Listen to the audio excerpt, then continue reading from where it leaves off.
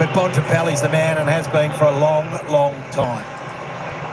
Dockers, 6 seasons under Justin Longmuir, 1 finals qualification. They had this moment at home against Port Adelaide, which they fumbled last year. 15 wins already this season. Clearly the coach's best in charge. It will count for nothing if they can't make it with number 16. So Darcy goes down the other end. This is the other man that's going to have a big impact. And the captain, Pearce, one of the few defenders in the comp to match him for size and height. He goes to Sam Darcy. Can't wait for this. Been building for a long time, boys.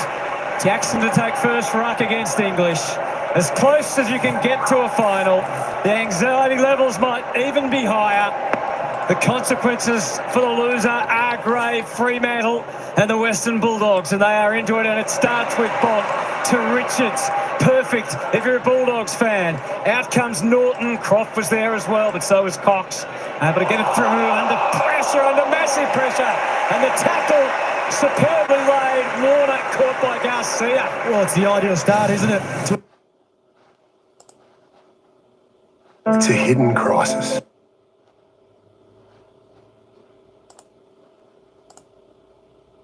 Tackle. So Riley Garcia. Think of all the stars that the Bulldogs have, all the big names. And it takes 23 to win a big game. And Riley Garcia has forced his way into this Bulldogs team and unfortunately can't get them away to the start they crave. So Rory Lobb has got Tracy at the other end of the ground. It's going to be another really pivotal matchup. Amos and Buslinger. Ryan searches for the lane. It's long. Jackson against O'Donnell at the drop zone. O'Donnell got her hands to it. Kennedy gathers. Dale. Bramble searching for the right angle forward for the Dogs. Kicks up the line. Norton, Darcy. They collapse the same pack. Pearce against the Tide. Darcy with the superior reach. Gave Dale a look. Sold them a pup. Found a way through. Not enough on the kick. Dangerous spot though. Crofts couldn't gather. West sticks the tackle wickedly on Wagner. Geez, good pressure early. Really good pressure by the Dogs forwards. If that's a sign of things for Carms, it's going to be really tough for Fremantle to exit their defensive 50. The Hunters on. O'Meara held up. So Norton, the other one. So Cox has got Norton. So Pearson, Darcy, Cox and Norton. Chapman goes to Croft. Could hardly be more congested around this. Jackson found a way, but English off to Baker. Into the corner again for Garcia. Warner kept watch. Bolton looking for a free. I think that's the other challenge right now. The Dogs are set up so well behind the ball. In Johannesson is the spare. So it's much about how you exit your defensive 50 to not give them another opportunity. English the tap. Perfectly to Baker. Won't get to Darcy. Croft! Lifts up and takes the mark. Jordan Croft. What a wild card, Hunter. What a wild card to introduce in round 23. He took 2 or 3 marks last week at the highest point where you looked at it and went, that's a contested marking 195 centimetre forward that we haven't seen. So Chapman has the matchup with him. He's outsized. This would be a dream start. Turned 20 in May. 201 centimetres, son of Matthew Croft.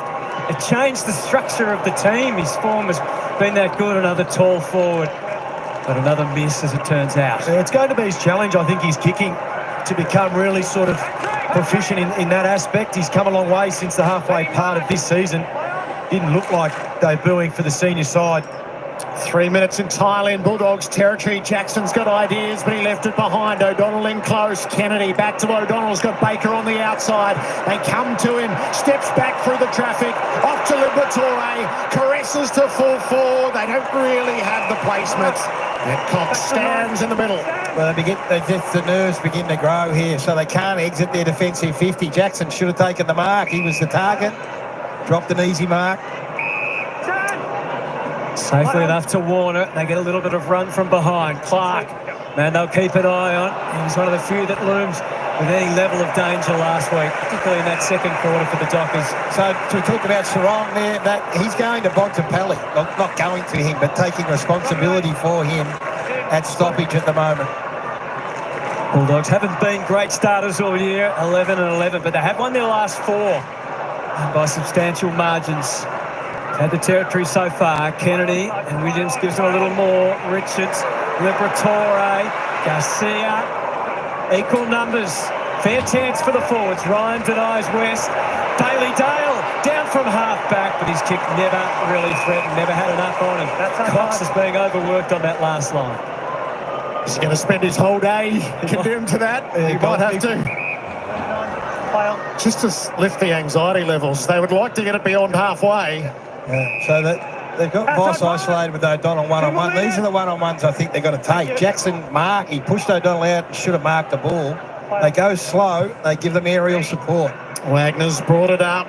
Voss into the pack. O'Donnell with another good spoil. Liberatore underneath. Kennedy will have a little bit of room in which to move. He sets the Dogs back inside 50. Darcy took hold of Pearce early. And maybe this will give them a chance to go to the open side. Defending well, Geordie. The Dogs, they're closing everything off at the moment, so it's not easy. Move it on. Play on. 2 behinds in 5 minutes, exclusively in one half of the ground. English up. Kennedy lends a hand. Underneath. Murphy up to Bolton. On to Jackson. Here come the Dockers. Reid sets it up. Tracy's his man. So Murphy Reid is the one. We'll go back to that stoppage there, and you just have a look at the work they did in close. 1 metre up, Rory. Once you get the ball in his hands here, so there's the hands from Reid, and then he gets it again. And look at the connection, guys. Look at that little point from that. Yeah, so he's the one bloke that you do want the ball in their hands going inside 50. And this is a massive kick for Tracy. Put some nerves in this Western Bulldogs defence. 2-2 last week and a remarkable blunder near the goal square. Josh Tracy, the Dockers with the first look. Can't find the target either. And I think we speak about the Fremantle ball movement out of their back half, how it has been relatively safe. It's also given them a chance to defend once those repeat inside 50s come back in. After Dale's bouncing run, the kick to Fraser, and the ball leaks over. It's like when they played against Collingwood, Fremantle against Collingwood, they were defending for a long periods of time, but once they broke through those couple of layers of defence, they were away, connecting up. And this is what they didn't do last week. They didn't use their hands in between the arcs to get those deep inside forward 50s. Kennedy slow to rise after that. Sarong versus Liberatore. How great will those contests be through the afternoon? So Bailey Dale's the other interesting one off the back of this pack. He's had 4 possessions already. Frederick not really got responsibility. Rasmus watching Richards. Volley back to Dale. No problems with his reflexes. Kennedy in the wrestle. Darcy by any means. Kennedy keeps coming to Norton. Now it's a race back to goal. It's a 2-on-1 and the astronaut strikes first. You can't defend brilliance. Sometimes you just got to hang on. Let's goals and make sure we get in your post. Yep. Score review. Umpire's call is a goal. Please check if it hit the post. Well, I thought we'd gone past this. I think if he believes it's a goal and it's called a goal, that gets reviewed on the way back to the middle of the ground. That has worked so well this year. The umpire thinks it's a point, absolutely review it. But every goal gets reviewed on the way back. He must have had some level of doubt, I guess, Geordie. Well, he thinks it's a goal, so it gets reviewed on the way back to the centre square. Not arguing, just making conversation. Just telling you how it is. When you speak about brilliance, Review complete. Looking at these angles, we can see no spike on the edge as the ball passes the post. Decision on the scoreboard. it was actually a really poor kick going inside forward 50 to Norton. It favoured Cox, but he just worked his way to the front through brute strength. So he's been in rear form. Aaron Norton continues on. This forward half is stacked, as we've spoken about. This is the brilliance we've talked about here. So Sam Darcy, they're both locked up, and he just takes it in one arm. You just got to, sometimes you just nod your head and say, too good. And then Noots gets over the back, and Norton is able to run onto it. So Dale off the back is interesting. Clark he's the corresponding free at the other end. So they're going to look at each other and have a possession off between the two of them. Frederick and Dale. Dale's had 5 already.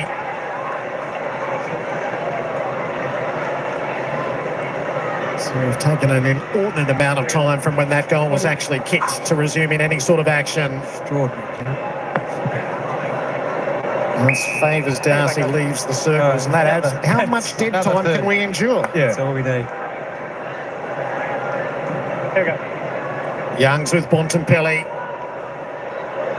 Flip went in that direction. Bont kept it moving. Young swept onto it. Sarong rounded up and escaped Liberatore. Out the front. O'Meara with a neat paddle. Erasmus. Young. Dockers go forward. Frederick trying to get into it. Brilliantly done by Cleary. Coming back with the fly. That's great courage, Jerry. Really is. Brilliant mark. Shapes us that afternoon. Everything on the line. Cleary gets it back. Shuffles it on to Bontempelli. The longer kick than was ideal, and Ryan had it scouted. So look, Ryan, very experienced defender now. Usually takes the mediums or the smalls. West will be one he'll be looking to contain. But I think this will be the way that they'll play, especially early. Not really look for those aggressive kicks in the middle of the ground. We understand how good the Dogs are in terms of their turnover game. A little bit more conservative early on. Banfield tosses it up. Bolton waits for the crumb that comes his way. Bramble too was ready. Yeah, so the challenge at the moment is every chain, every movement is started from the back half for Fremantle. That's a terrific mark. Great courage. It's a matchup that you'd look at and you go, maybe aerially they've got a little advantage there, but that's a terrific win to Cleary. Amos has been out of touch the last couple of weeks, has struggled to get near the footy. Young, what sort of difference can he make? Could he be the difference? Jackson is forward now. He's going to be a challenge for O'Donnell, who fights a pretty good fight. But Bolton, you can't keep him down. Not when he's in a mood. And this is the day to be in that mood. Young has impact. And Shea Bolton, who brings premiership experience, gets the Dockers first. So I've seen Tracy mark inside 50, and then they should be encouraged by what they just saw then with Jackson v O'Donnell. One-on-one, marking opportunity, just a fraction off taking a contested mark inside their forward 50. This is better. There's separation for the forwards. Tracy doesn't bring his man back, and that's a millimetre away, and then Bolton's good enough at ground level. So some hard work, some encouraging signs forward of the ball for the Fremantle Dockers. 6 inside 50s to 3. A point the difference early. There's also a lot of midfield space at the moment. The Dogs set up 6 forwards ahead of the ball, giving them space to work into. Hayden Young utilised that. It's good to see him back. And Bolton, the sort of player who loves a goal early. Dogs by a point. Darcy Crude. Just a knee to the ribs. English with the resulting free kick. Has a mind to give the Tools a chance. Croft in the pack. Spoiled by Cox underneath. Fraser got it going the Dogs' way. Norton put his head in for a moment. West burrowing away underneath. Hand pass into space for Baker. Just overran the footy at the key moment. Clark in a tackle. Brayshaw's job to clear. It's scunged forwards. Murphy Reid is there. Off to Young. They've got some outside run here, the Dockers. Warner brings it up the line. Voss set himself. Buslinger did enough. Switkowski keeps it going the Dockers' way. English used the body well. Buslinger is the results. Around to Bramble and off to Davidson. Searching for the kick for Croft. He's an athletic young buck. Norton's the deepest. Chapman's his opponent, so he's peeled off him now, and he's the one filling the hole at the moment. So up in the direction of Norton to have a fly. He got high underneath Davidson, squirted it toward goal. It won't turn favourably. I think the Fremantle defenders are holding up really well at the moment. It's on the back of the Western Bulldogs, long inside 50s, long high inside 50s. They've been able to zone off, impact in the air. Cox and Pearce. They've had 8 entries, Geordie, as you said, so they've been worked pretty hard. They're working really hard on Tim English here. English down the line, so he and Voss and Darcy working hard on him. Ryan. Darcy, an opportunity. Buslinger coming through. Erasmus tagged by Bramble. And that's enough for the umpire to blow his whistle, holding the ball. I said this here, a little change of the angle. If Brambles can look inside. Over to Davidson. He's out of the team late in the year, but played well enough at VFL to get back in and has franked that form since his return. He's been one of the many great stories for the Bulldogs this year. Yeah, no real movement inside the forward 50 at the moment for the Dogs. English has taken Darcy back there as well, Geordie. So you got English, you got Croft, you got Norton, you got Bontempelli, and you got Darcy. He was uncertain, bustling it. Kick towards, well, Richards. There was no real marking targets, was there? And the numbers were certainly with Warner and Fremantle. Yeah, no, it's a poor inside 50 in the end. Sam Darcy watches on. Victoria Johannesson gets a fresh set of instructions. Sean Darcy at the source. Davidson rips it away, trying to create to the teeth of goal. Good reading of the angles by Ryan. So Ryan and Cox have been called into duty a lot so far. Banfield from the back pockets. Dogs are well set again. Full retreat. Now has to find the right kick. Hangs it up high. Tracy from a long way back. Richards underneath. Fed it through to West. Couldn't quite gather. Crofts dragged down by Tracy unceremoniously. Baker fed it out. What can Williams do? He sheds it around.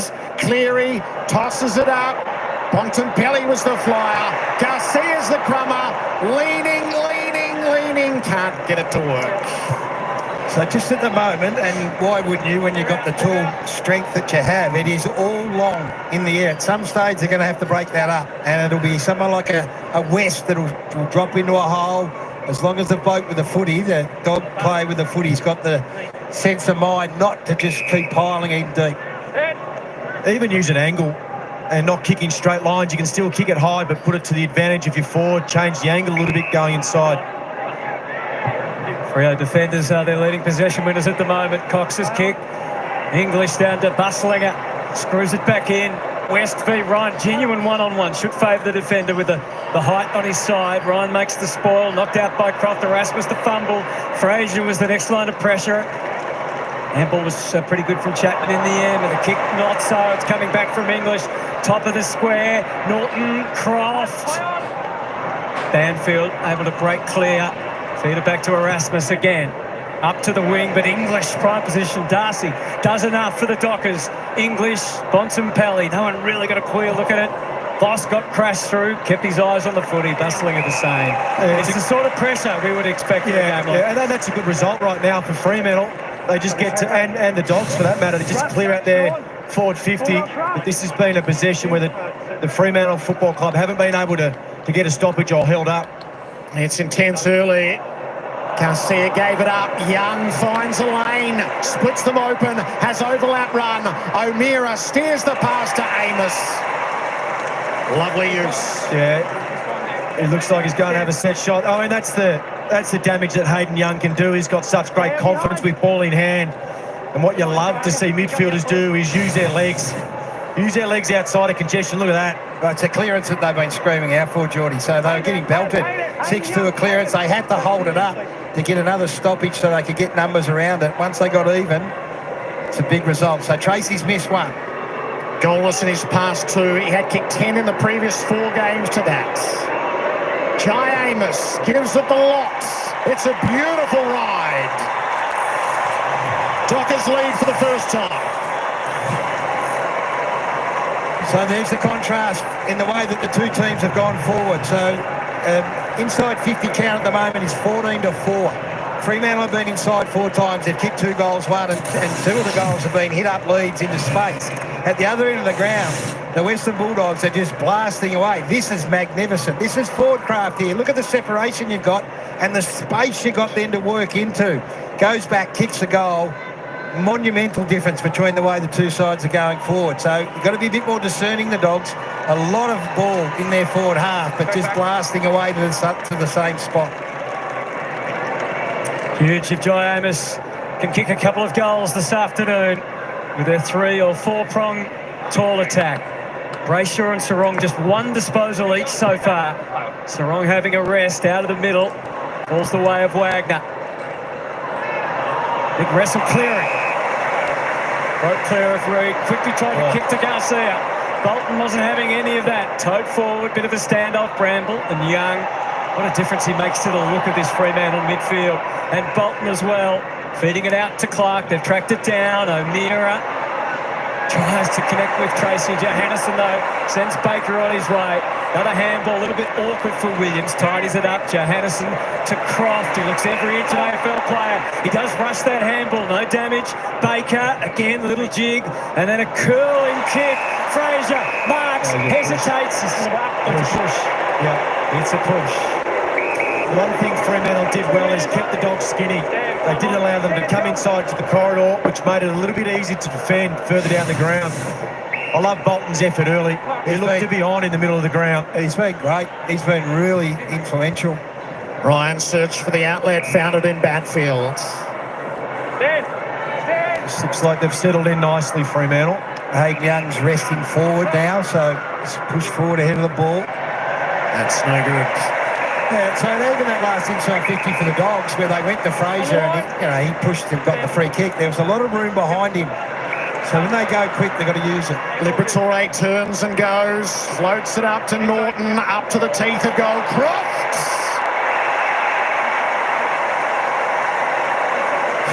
So there's a difference. So when they can go quick and do get some room, they're as dangerous as any team. The number one scoring team in the competition, we know that. They've got weapons everywhere. And how exciting is this young man? A wild card inclusion at the end of the regular season. Jordan Crofts grabs the lead back for the Dogs.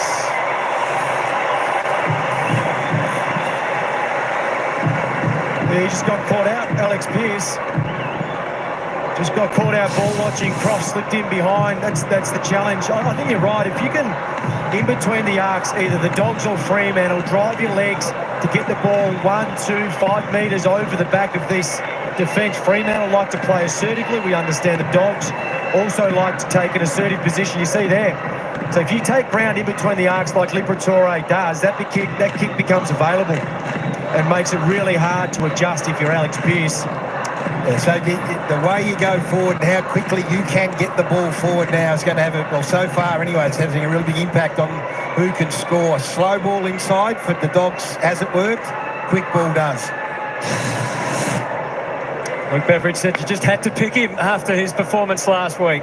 So far, so good. Bulldogs and Richard. Advantage. Free kick goes to Richard. Oh, it's a delayed advantage, which can only help. Liberatore, Rhino in front. Oh, he could easily have taken the mark. Instead, Fraser's trying to burst through and get a crack for goal. Banfield held him up at least. Davidson, Liberatore planted the foot. But it was never online. You'd hope for a better result than that. There should have been an option available to Liberatore coming out of the centre bounce.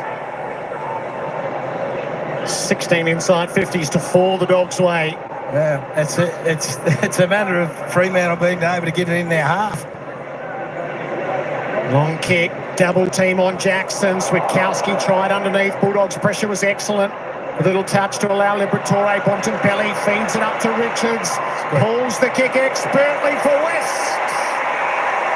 Well, that's a bad example of what we talked about earlier. Suggested it could have been West. It's when they go to the least obvious spot that they look most dangerous. And the more they do this, then more it'll draw the Fremantle defenders away from Darcy and away from Norton. And then you go to Darcy and Norton. So you've got the dual strength. That kick is as good a kick as you're going to see. It is magnificent. Sons of guns all over the field. Riley West having his best season to add to his goal court scoring spree. Sneaks it in. Dogs by 10. They're dominating the contested possession, aren't they? Yeah, they are. And they've done their homework too, the Dogs. You could see, Gaz has mentioned it a few times, putting work into Luke Jackson. So that's where they want to go. You can see there, Johannesson trying to keep him from running and jumping at the ball, and they go to work from the inside to the outside. Take the ball forward, but you're right. This kick across his body. Look at the defenders. That's a great that is. There's not too many players in the league on their non-dominant foot that can make that kick. That will end up working for the Dogs in the end because Riley West is smart enough. He'll keep going off the leg, and you kick it to them until such time as you get closed down, and then you'll get a one-on-one further ahead of the footy. It's as good as you're going to see today, Ed Richards. The passion of the Western Bulldogs. The passion of West himself out of the middle. Oh, Bontempelli couldn't get clean possession. Switkowski to Sarong, that's better. Tracy the deepest and most dangerous. Long, the ex-docker, quickly get it out of there. Tapped on by Liberatore. The call of Richards and Baker, but Erasmus down and dirty. And some assistance from Chapman who wants it back and gets it from Warner down the line. Frederick can have an impact with the ball. Audacious kick. He finds Bolton, who just had to pause, but he knew exactly where to go next to Banfield. Clark was shut. Oh, he's bowled over by West. Could have been 50 instead. He gets it down towards Voss, picks it up, turns. It's a big arc. It was inviting all sorts of pressure, and it came. And Frederick brings his own. Did he have prior play on the goal? Liberatore jams it out of there. Pearce has a couple of metres on Darcy and feeds it back into Warner. Wanted to return it by hand. Instead, it's Erasmus closing up with high pressure. Bolton, Reed, truncated the kick to the moving Amos. Brayshaw, Frederick. They're getting closer, Jackson, but as close as they got. The Bulldogs were ready for each assault. How is that not a whistle? Play on the call again. Bolton already kicked a goal. Searching for a way forward. Jackson might just be the man. Another near miss. Cleary. Well, the fumble from Johannisen. It's hot. Outcome of this is big. And Garcia's kick is marked by Chapman, who doesn't want to take the shot, and it's Banfield instead. Wow. They dodged 14 bullets in the end, and they're unlucky not to have got a free kick at one stage. Jackson ended up tackling Rory Lowe after he couldn't get the mark. Oh, some moments here. Big moments in a game like this. A virtual final to decide who wants to be in September. No wonder Bailey Banfield is using all of the time allocated. He's been a great survivor, become familiar with living on the edge. As a sub, as a forward, now he's a defender. And unfortunately, he kicks like one. There's no one on the line. English marks it. So that was speculative. Bulldogs bring it out. Darcy used the hands, got away with it, rolls and goes, and Bontempelli's on in the middle, hauls it in. And to give up just a fraction of the momentum. He'll play it out the far side for Davidson, drifting forward. Beautiful spoiled Banfield, who hurried back. Great effort. He had his own man, came off him at the right time when he realised that the danger lay in the hard-running Davidson, who's covering a hell of a lot of territory. That was fantastic defence. Gee, I tell you what, how important is it to have a Darcy who's able to mark the ball, or a big Koiki that can mark the footy on the wing, then you're away. Dogs have got the pressure amped up. Goal side again, Bontempelli trundling after. He'll run out of room. Riley West did some work further down the field, and the Bontempelli kick wasn't used, but that's the spoil. It wasn't his direct opponent, came over to help Warner. Dogs have won their past two against the Dockers here, 2021, to find the last time Fremantle beat the Dogs at this venue. Liberatore with another entry for the Dogs. Darcy trying to get to the drop, knocked away from Norton. Ball threatens to get loose at the back. Darcy dragged over the boundary by Ryan. Well, it's going to wear you down. You feel it's going to wear the Fremantle down. The more they go in there, and the more opportunity they get. So they're going to have to keep scoring, because I'm pretty sure the Western Bulldogs will. Caleb Strong, just the 2 possessions. Geordie's given us the magic number, just the 2. At the throw in, it'll be clean at the source if you're going to take it. Snapped up immediately. Front half pressure's been superb. They've had 11 forward half intercepts, the Dogs. They're all over. As soon as the Dockers get at it, they're all over them. Let's lean into each other. West, was he taken high? He was. No doubt. No question he was. Well, he looks sore too, Brayshaw. He might have a finger that's popped out. He has, yep. 10 metres, 10 metres. He's so clever in these situations, West. He's had to go low, Jordan. I know it's easy sitting up here, but you just got to get down low and get the hips. It's up to 13-9 for the season if he kicks this. Stellar return, Jared. Yep. And we'll just look away now as that gets popped back in. Easy. Oh, good. Riley West for his second. And the Dogs build their advantage, having monopolised territory. It's going to tell at some stage, Jared. That's the reality of what the Western Bulldogs are as a footy team. They're the highest scoring team in the competition. And if you give them 19 inside 50s, at some stage it's going to bite. They held up pretty well early. There's the free kick, no problem. It held up okay, and they were aided by a few misses.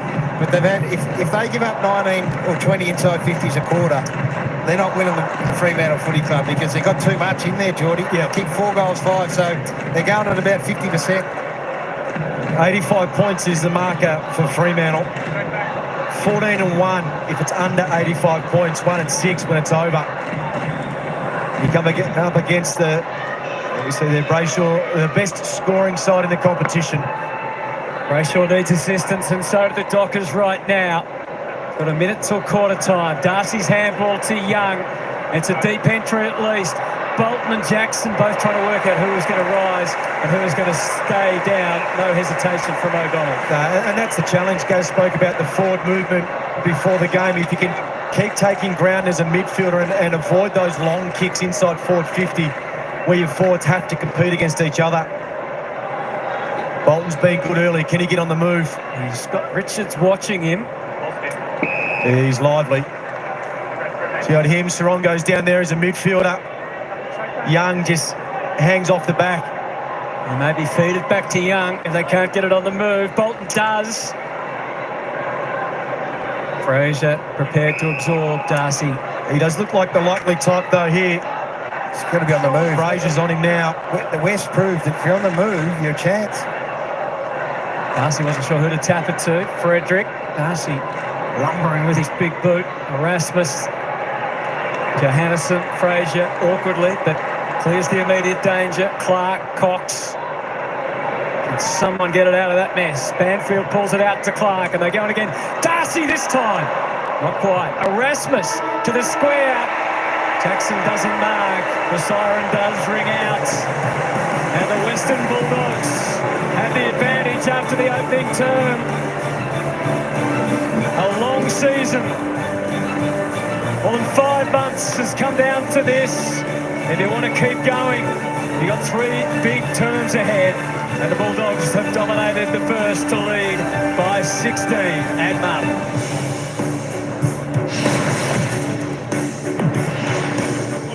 Oh, I tell you what, quarter time here, folks. We've got some nervous supporters in the house. Freo Western Bulldog supporters in the house. Tell you what, 60% of you have gone for the Western Bulldogs. But tell you what, this is in for a fantastic game. Both teams giving it a good crack.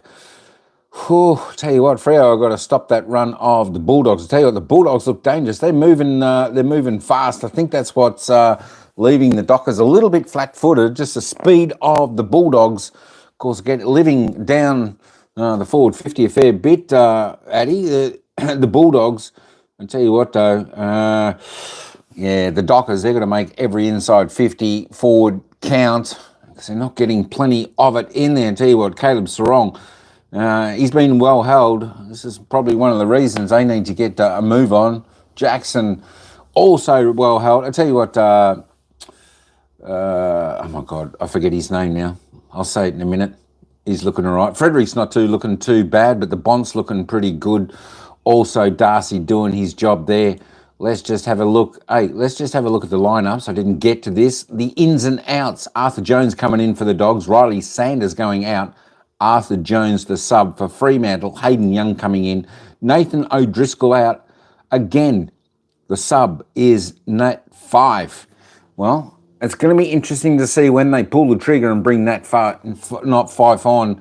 Hopefully, maybe. Tell you what, if the Dockers are struggling a little bit, they need to bring him on early in that third term. Let's have a look at some of the players' stats and the goal scorers. Riley West, there we go. The only multiple out there for the Western Bulldogs. He's got 2. Aaron Norton, Croft, singles. Shai Bolton is the one I was saying that was going. Not too bad for Freo. He looks ready to play out there today. Joe Miss with a single. Yeah, I like the way Shai Bolton started this game, trying to give him a little bit of a spark for Freo. Libba, I'll tell you what, Libba's doing the job. I think Libba's got the tag on Sarong. So, Sarong's been kept quiet. Libba's getting all the ball. 10 disposals, the only one in double figures out on the ground so far for the Western Bulldogs. He's had 5 and 5, a marked couple clearances and a behind. Luke Ryan, next best for Freo was 7 there. There we go. Matty Kennedy, 7. A lot on 7. Neil Aramis and Clark and Banfield all on 7. We're going to have a look at the inside 50s in a moment. There we go. Shai Bolton, he's had 6 already, so he started well. 3 and 3 with that fantastic snap goal. That was brilliant to see. Let's just roll on down. Tim English with 4 there, 3 and 1, 8 hitouts so far for him. The Bonds just had the 4, but he looks like he's been in the play. You can see him flashing through the screen, 2 and 2 with a clearance. Who else we got there? Alex Pearce there for the Dockers, just with the 3 touches. Andy Brayshaw, he needs to lift. He's just had the 3 touches. Also, Caleb Strong there will go 2 touches, 1 kick, 1 handball, couple of tackles, but really need a big game from him. And of course, Michael Frederick, the prancing pony. Tell you what, 1 possession, 1 handball, 1 tackle. That's it. He needs to be pumping out that chest as always and getting a move on. Luke Jackson, as I said, been reasonably well held there. Just the 1 touch. He needs also to get into this game. I just want to have a look at the inside 50s there. 89-80 on the disposal counts. Only 9 the difference, but the Bulldogs are just using the ball a little bit cleaner. I tell you what, the speed through the midfield, they're just creating space down there forward 50. That's the difference. It just seems all congested once it gets down the Freo forward. They need to find a little bit of space. Tracy giving it his best. Inside 50s, 19-10, 9 scoring shots for their 19 inside 50s, going 52% efficiency inside 50. The Dockers, though, 10 inside forward 50s, 3 scoring shots. There we go. I know it says 50%, a little bit strange. There we go. I just want to have a look down here. Free kicks, 5-2, not a great deal in it at the moment. The clearances, though, centre clearances, Dockers actually in front by +1. The stoppage clearances, though, Dockers need to rectify that. 7-2 towards the Bulldogs. Contested possessions, come on, Dockers. Bulldogs +15 over that first quarter. They'll be very happy with that. Just want to have a look at the tackle count. As we're saying, the tackle count inside the Bulldogs forward 50, 10. The Dockers only 4, 18-15. She's a high-speed game. It's a great pressure game so far up until quarter time. Let's head back down to the action. We won't put the live ladder on just yet. All right, let's put it on just for ADG. See where Fremantle sit now. As we saw when Freo were in front, they were sitting 5th. And they dropped down to 8th. Freo, come on, you need to lift. About this, there's no tomorrow, right? So if this gets out of hand, then the Dockers have got to go. I thought the Western Bulldogs inside with their hands were absolutely superb, and Liberatore at the coalface was brilliant. Kennedy was alongside him. Bontempelli just the 4 touches, so upside there. Work to do for the Dockers. Dogs were great. Liberatore 10, Sarong 2. Dogs by 16 points entering this second term. Ruckman lead. English out near Sarong. Didn't take clean possession. Liberatore flung it forward. Cut off by Rasmus. Gave up some ground. Banfield has to get it away. Need to be sure here. Chapman away to Bolton. Can stretch the legs. Delivered a half forwards. McDonald is always favoured in flight. But even that little chase from Liberatore, just to put enough pressure on Bolton so he had to kick a bit earlier than what he would have wanted. Cleary's already shown his mettle this afternoon. Dale knocked up getting it early. Fremantle can't allow the Dogs to do what Brisbane did to them last week. Johannesson, one of the 3 remaining Premiership Dogs from 2016. Richards is forged into the elite this season. That's interesting, Geordie, whether they're going to go to another gear, another game style here. Up the line, Norton with the reach, knocked away. Erasmus did a pretty good job. Darcy, though, ended up with it. Kennedy waits. Didn't have the wherewithal to get it on out wide. Jackson gives ground. Pearce into a dead end.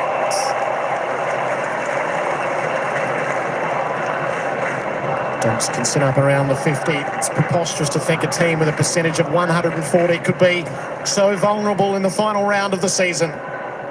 They have the lead for the time being. Equally preposterous to think a team with 15 wins could be, isn't it? They average 116 points here at this ground, the Western Bulldogs. So from a Fremantle point of view, they know they're going to have to score.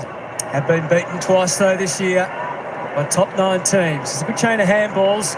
O'Meara, who's on the edge of his 200th game, would probably want a better kick than that. It's going to come back by Johannesson. Across to Baker. But it was a good decision by O'Donnell. He had Darcy spreading out to the ring, just kept his eyes on the ball, knew where O'Meara wanted to go. It's interesting, isn't it? Darcy starting as a forward today. Yeah, he started on the bench first quarter Starting the second quarter. Jackson being the number 1 ruck. High ball. Gosh, what a leap for a spoil. Defenders are in tears everywhere around Australia looking at that. Magnificent. There's Baker. Just want to go to the bench yet. Aerially, they're standing up okay against these big, tall key forwards for the Dogs at that end. They haven't been exposed from a contested mark. It will get to some stage. English. Jackson. Bolton up around the ball where he can cause some damage. Brayshaw to Tracy. So he's come up to be the link man. It leads Darcy and Amos. And Frederick inside the 50. Goes to the pocket. So Amos and O'Donnell. Darcy made the contest. Amos had a good look. Really could have had a shot for goal.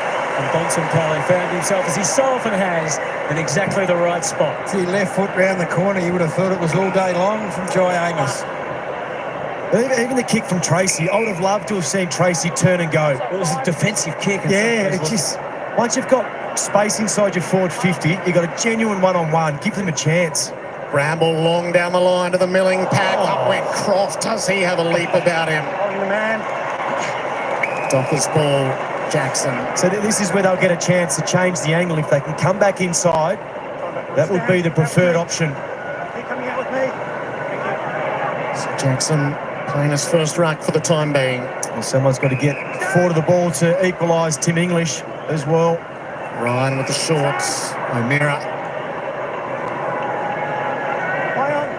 With a lot of movement deep. So he puts it in. See what the Timber can do. Tracy reaches up. Bontempelli knocked it away. Dale squeezed out a kick. High ball to get after. Darcy spoiled by Pearce. Around it comes from Ryan to Sarong. Out the back, Chapman. Not a great effort. Richards is onto it as a result. The Bulldogs trying to get out of halfback. Williams with a lovely kick for Bontempelli. Richards ran on hard too, just didn't get used.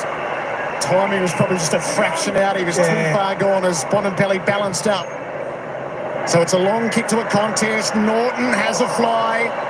He's a danger at ground level as well. Kept it going. Erasmus repels. How to get out of this? Cox round the gauntlet. He got caught by a foot by Garcia, and the Dockers will get out. Through Clark, who kicks beyond the wings. Zukowski, open pass just ahead for Reed to determine what to do next. His hand pass too strong. Still might pan out. Darcy hands it off. Amos has kicked one, and that's one of his best.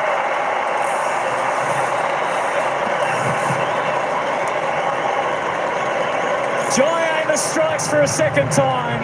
Fremantle cut the margin to 9. They've hit them on the counter. Maybe that's how they're going to have to win it. Yeah, it's been tough, especially in the first quarter. I thought they missed an opportunity early on to come to the open side. They turned back in towards congestion, but it was the speed of the ball movement that actually caught the Dogs out. And a couple of efforts just here, finishes with a brilliant goal, but it was a handball in between the arcs that allowed them to keep going and catch this defence out. They couldn't get set. A lot of their ball movement's been slow at the present time. Fremantle, but that is end-to-end.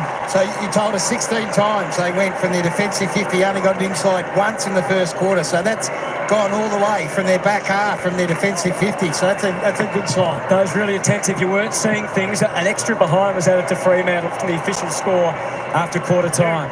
Bolton and Sarong. Frederick, up he goes. Didn't quite get the timing right. Still has it underneath, but he's dragged out.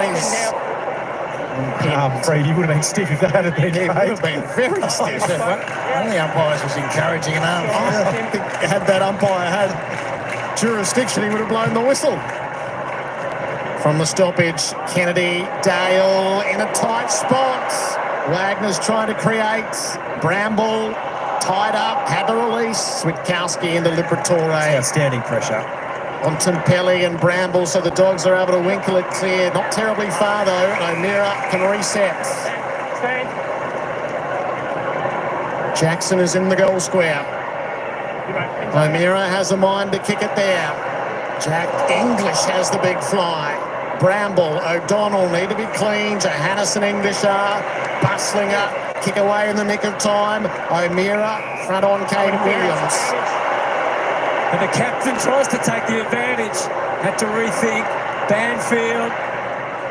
Top of the square. Is it Jackson's time? things have changed in a frantic 2 minutes here at Marvel Stadium. I reckon he's had his hands on six, Luke Jackson, in that first quarter, and just a centimetre away. Now, this is on the back of repeat entry and pressure. That's all it was. The Western Bulldogs' pressure in the first quarter was superb. That is 2 minutes that should reinforce to Fremantle. That's the heat you need to win the game. And it's what they've needed to show. Luke Jackson, he is as good an indicator as any Docker about their likelihood of success. Converts, and the Dockers cut the margin to 3. And this is more like the finals-like contest we expected. And it's on the back of clearance as well. So 4 clearances to 1 for the quarter, 7 inside 50s to 2, and now they get some scoreboard nourishment. Kicked only 2 goals for the quarter. It's a sort of 5 minutes, Geordie, that they needed. So they go in at quarter time 16 points behind, and could have been worse, and they've had a response. It's a great decision by Pearce. 2 to go from the outside back in. Murphy Reid was the first player to apply the pressure. But I think what we would have said at half-time, let's ramp it up a little bit. Let's go a little bit quicker. There are opportunities. I know you need to settle into the game, but change the angle of the ball. Give the forwards a chance to compete. Luke Jackson has been a target forward of the ball. They'll get recalled. In a game where every point might count, that phantom behind on quarter time. Yeah. Where did that come from? So it was at the end of the quarter. If we get an opportunity, we'll show it just over and can understand as it rolled on through for a behind. Second go in the middle. Sarong wins a clearance for Freo. Sets them up. Bolton.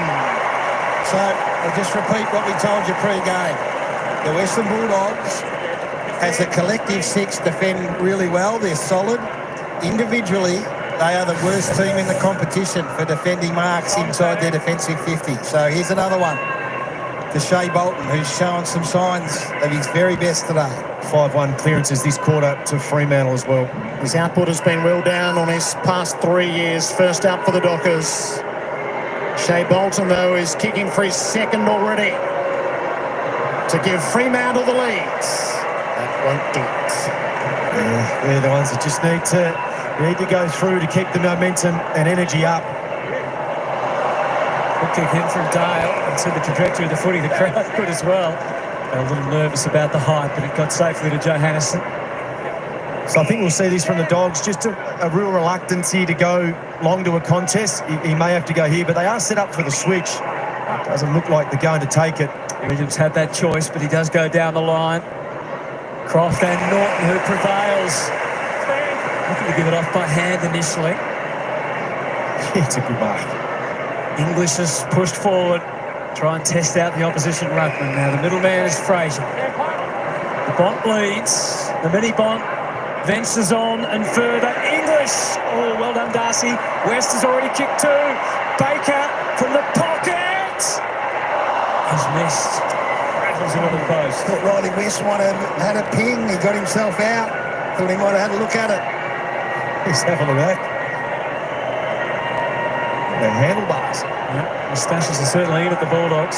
That's probably the best of it. They've been trying to go to Jackson one-on-one on long occasion. Dogs' first score of the quarter took 11 minutes. Long goes the kick in. They all reach up. Ground ball. Reid cleared the way. Hand pass to Wagner. Good-looking move until the kick is 2 wide. Bustling out to collect.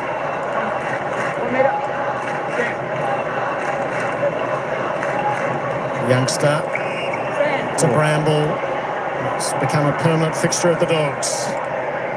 Not much movement further down the ground, so this will go long to a contest. Every yard possible on the angles, and Croft is the target. They didn't have a direct opponent. The link-up play to Bontempelli. Norton's his man in the pocket. Perfect. Dropping dimes, the Bont. So Croft came into that initial contest without a direct opponent, so he got a run and jump at it. Norton was also in that contest, but just spat forward really quickly, made a really quick decision. See there the mark. Norton's already off. You see the right-hand side of the screen. Just superb ball movement. Now they've got to finish off. He's kicking for his 60th goal of the season. Aaron Norton. No. It's 5 marks for Croft as well. How exciting. Yeah. He looks like a 100-game player at least already. It's one of the rarest commodities. You've just been parking it tall, marking forward in your VFL for most of the year. So this season's Kel Shadir, isn't he? Yeah, he absolutely is. Big fly from Busslinger and English, matched by Tracy. Good recovery. Swikowski, Davidson. High contact, advantage. Little high advantage, significant for Wagner. Got a shove, play on was the call. Tracy thumps it into the pocket. And Amos, yes. Well, they got away with it on that occasion. I still think they've got an opportunity to use the numbers in the middle of the ground. Murphy Reid was on there for Tracy as he goes forward, but they look dangerous when they're on a fast break. So the inside 50 counters at 19, so they've evened that up this quarter. Made his name, kicking them from anywhere. It's quite progressed as you might have expected, but he already has 2 today. Wow. And he's got an eye for it. Amos makes it a triple. And the Dockers are showing not just resilience, but they are showing firepower up forward, and they have hit the front again. And the fundamental difference is that they are now scoring from the back half of the ground. So in that first quarter, they couldn't get through, couldn't get out of their own way. Now look at this ball movement from the back half. Tracy gets involved in. I've loved his game. He's played big men footy. Just thought maybe chip one short here, break it up. Murphy Reid was running into space. This is Amos that elected to pass on his left foot about 12 metres out early in this quarter. Yeah. And he's gone round the corner, around the corner here and kicked the belter. Dockers in front. They're winning those contests on the point of the square. You know, the Jackson and the Darcy one. That's been important. Win those contests, be able to continue on with your ball movement. 3 unanswered goals in this term. Fremantle's turned a leap up the live ladder.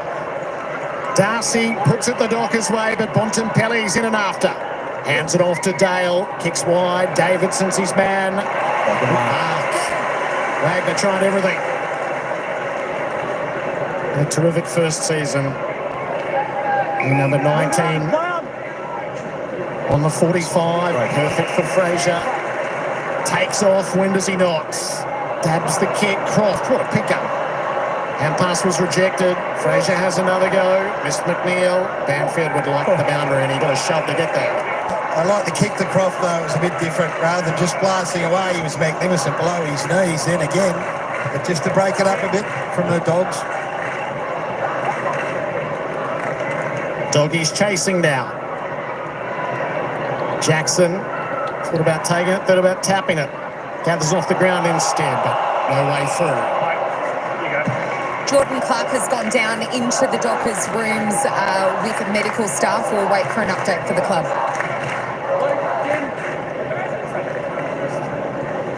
Dogs pushing. English. West couldn't quite. Young in the jam. Sarong some sort of kick.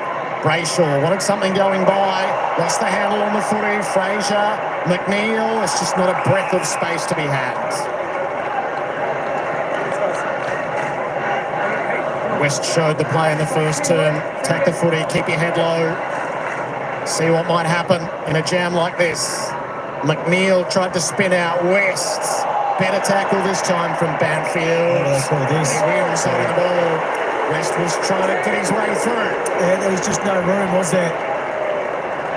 And the tackle stuck. Once again, you think they'll just go to this Jackson matchup.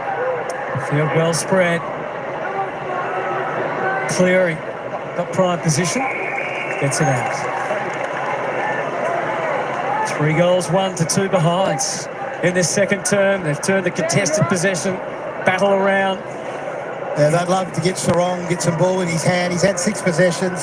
He's been competitive enough, and he's in at the contest. They'd love him now to start creating.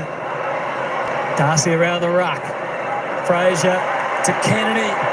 Hasn't been hitting the scoreboard of late, and unfortunately, he pulls that one to the left.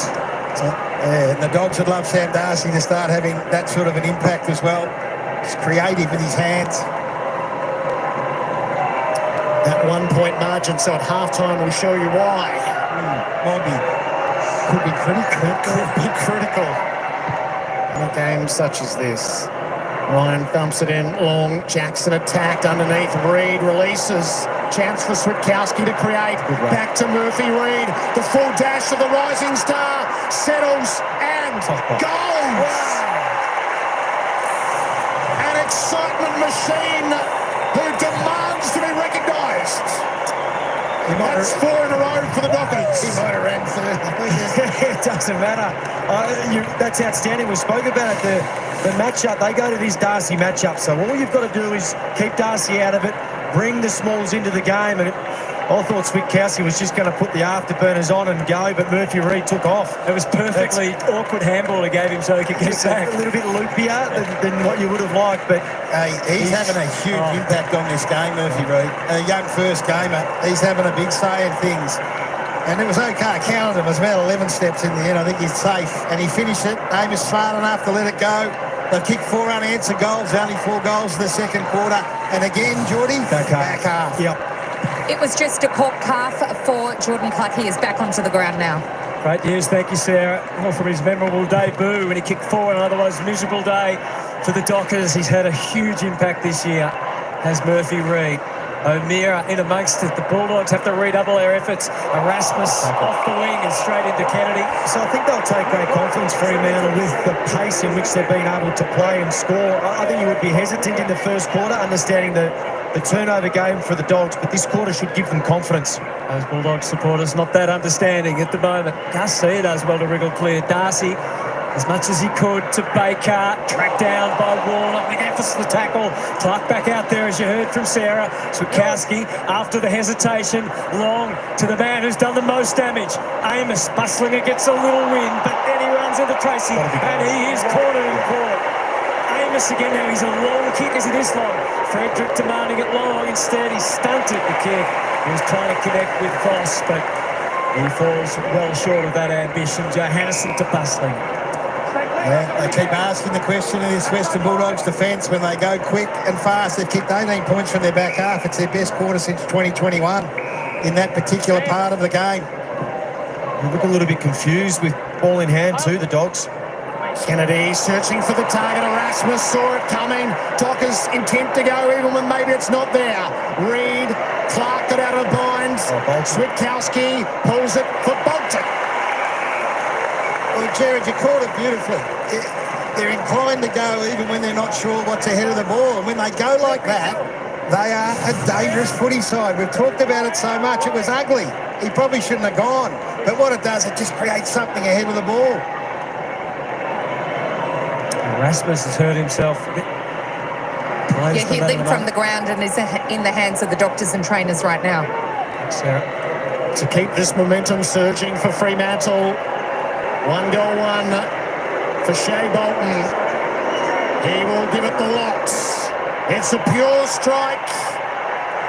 It's not an afternoon to be shy. Shea Bolton beaming.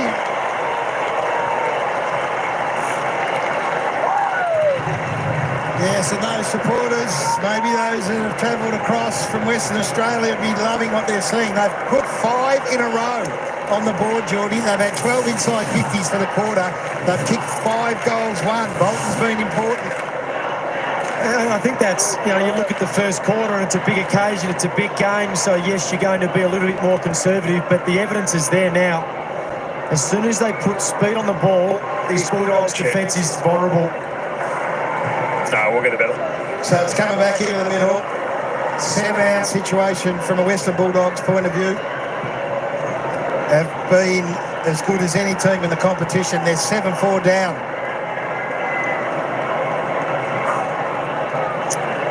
So back in the middle. Margin is 13. Darcy can't reach it out of there. Coming this way again. Come on. Darcy's tip. Switkowski, the bot in the overplays hand, no. The urgency now. Here's a look at Erasmus. There it is. Just the ankle by the look of that. Bolton looks to weave out of it. Montebello having none of it. Richards' kick deposits it inside 50. We all wait. Pearce didn't. Charging hard. They've got belief. They've got Chapman. Delivers on the bounce to Switkowski. He's been the fulcrum often in this quarter. Sarong blasting. Is it time for Voss? No, not quite. Oh, Reid. Amos waiting for a 4th. Reid plays it all the way back. Bolton gave with the expectation he'd get it in return. Clark back to the square. The big kahuna surrounded by about 4 dogs. Cleary, barely a handball. But hustling it. It was an important contest by Tracy. 1v3 just to bring the ball to ground. Darcy gets there, just gets the tap down. Liberatore with the head down. Darcy put the door down. Lob. It's relentless from Fremantle. They're feeling it hard, Dockers. They got a sense of what their heat and pressure can deliver. They're drawing blood regularly in this corner, and they'd love another. Oh, did he have opportunity? Brayshaw over Cleary, not quite Pryor. Still just hanging on the edge here. They've responded to Justin Longmuir. When he last looked, they had more wins than the Bulldogs. He reminded us that the pressure was on the Western Bulldogs as much as the Dockers. Voss tries to force it out and fight it out, but the Dogs love the battle as well. This is the sort of tension they'd expect on a day like today. From 15 down at quarter time to 13 up. Sarong at the source, nothing from it. Johannesson, the Dogs just desperately needed a reprieve. Darcy took hold of Pearce. Pearce he's been massive against the most dangerous forward in the comp. His ability to come up with the ball early was superb. Give and go. Ryan pumps it in again. Amos set himself, couldn't get a lead off the hands of Darcy. The Crummers. Voss! This is the best version of the Dockers. Charge and charge and charge again. Even that little hand pass, so great mark by Pearce. But for him not to go back and try and pick the best option going forward, hand pass it to get the ball rolling. So you need the runners first and foremost, which Ryan was on that occasion, but then that gets the unpredictability. If Pearce goes back here and holds the ball up, really easy to defend. You take an extra 2 to 3 metres, get the ball over the back. You can see the separation and the uncertainty that then does inside your forward 50. They won't be outmarked in their forward 50 of this group, so the confidence is growing to get it down there, give them a look one-on-one. That defence right now is under as much pressure as they've had for the last 2 months. What they've got to do now, the Western Bulldogs, they're getting smashed out of the middle. The best centre-bounce clearance team in the competition are getting smashed. They've got to win centre-bounce and give Darcy and Norton some one-on-one looks down the other end. Second quarter was their best last week. The Dockers nothing like this, though. Extraordinary young, and they're into their handball, they're into their stride, and Sarong is delivering to Voss. He almost didn't stop, he almost got to the other end, he was going so fast. And Luke Beveridge must feel helpless right now. Well, the challenge now, and this play right here illustrates that, is they're getting beaten on the inside, but they're getting smacked on the outside. And look at the space to lead up into there. That's a forward setup that'll take you somewhere in September. And another centre bounce clearance from the Dockers. Has already put one on the board. Patrick Voss from 40 outs. Gee, it's a big couple of minutes here for the Western Bulldogs. That not only can they not afford to give up any more, they've got to get some forward movement going. So they're defending everything at the moment. Their back six is feeling the heat. They've got to give them a rest, get the ball at the other end of the ground. And they've gone so safe with ball in hand. Bontempelli long down the line, so he needs Darcy and Norton to present. They're in the same pack. Ball spills at the back. West is possessed. Got to be one inboard. Sarong touched it forward. Bontempelli and West, who's hot. Bonts released. Liberatore wanted somebody going by. Missed Fraser. Amos trying to get out of the binds. Wow, look at that pressure. Look at that pressure from the Dockers there. 4 times they looked like they were going to get out, the Dogs. In the first quarter, their hands in close and in tight were as good as you could see. Right now, they're just inviting the next bit of pressure from the Dockers and the next bit until they get a stoppage or a turnover. 5-goal turn for them. Brayshaw dragged off it. No umpire said Richards up for Norton in a sandwich. Knocked away by Cox. Clark able to release, not really to advantage. West put his body in. Crofton, West and Richards. Every tackle counts for plenty. Young leapt on. Pressure's been huge, especially towards the ball carrier. They've trusted the tackler. And then the other plays in and around that piece of play cover off the receiver, the potential receiver. Richards, two-man tackle. It's relentless. They've kicked 3 points for this second quarter, Geordie. That is right now the worst individual quarter they've had for the year. 6 goals to 0 in it.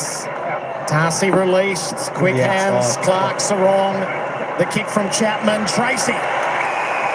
Once again, inside to outside. So when your inside game isn't going well, you commit all your players and all your energy into trying to win the clearance in the contest, and then you lose that, and then you're getting exposed on the outside.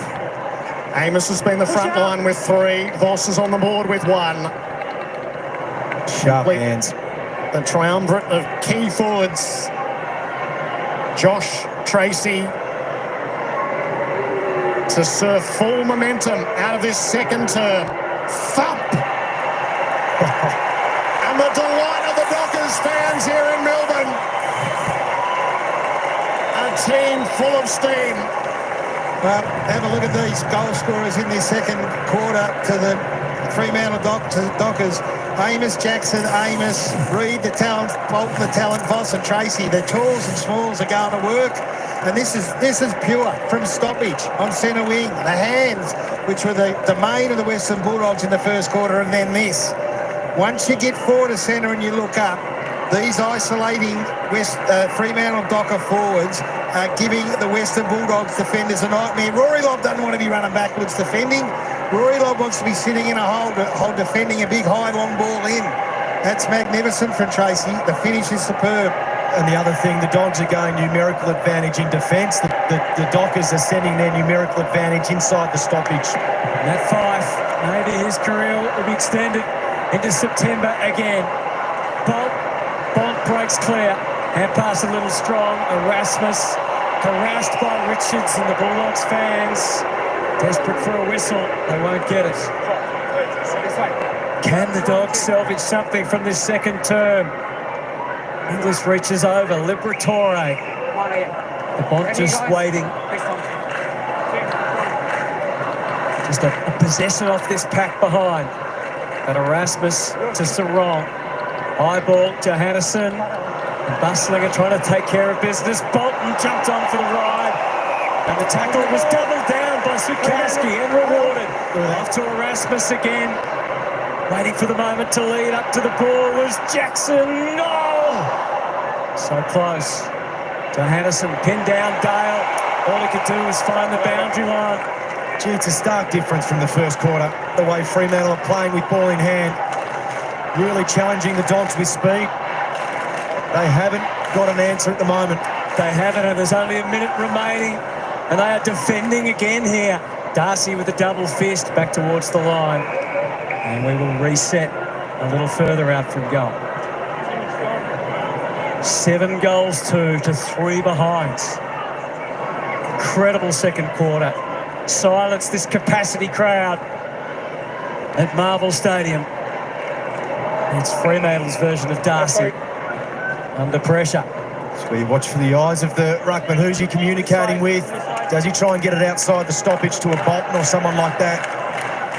Jackson's back in the goal square. Here he is. Oh, Bolton came flashing through. And missed the target by a fair margin. He had a good opportunity though, Bolton. 17 inside 50s to 7. Who is it here? Sarong. Certainly looking busy off the ball. Richards' job to keep an eye on Bolton. Should he get moving, knocked all the way boundary side. I'm hoping it might get to Voss. Young kept it alive. Fed out. No room for Wagner. But he's getting his hands on the ball, Darcy, so English just needs to be better in this contest. He's doing whatever he likes at the moment. So once again, you get an opportunity. Does Bolton fly through? Does Young get on the move? One more chance to create. West repels for the Dogs. Happy to see it go out wide. Clark wants to bring it back inside. See who can leap in that pack. Bustlinger got the telling fist. Out near the boundary again. Richards had to keep it alive to Liberatore. Long down the line. Good mark. Clark put himself in harm's way. It shapes the Dockers' best quarter of the season. Certainly their most decisive. given the stakes. 7 goals to 0. And at the main break, it's a 26-point advantage as Fremantle look to book a place in the finals for just the second time under Justin Longmuir. And the alarms have been wailing in that box through that 30 minutes of footy. How the Dogs respond to Fremantle have the dare to keep it all going and claim the prize on offer for those fans who have travelled.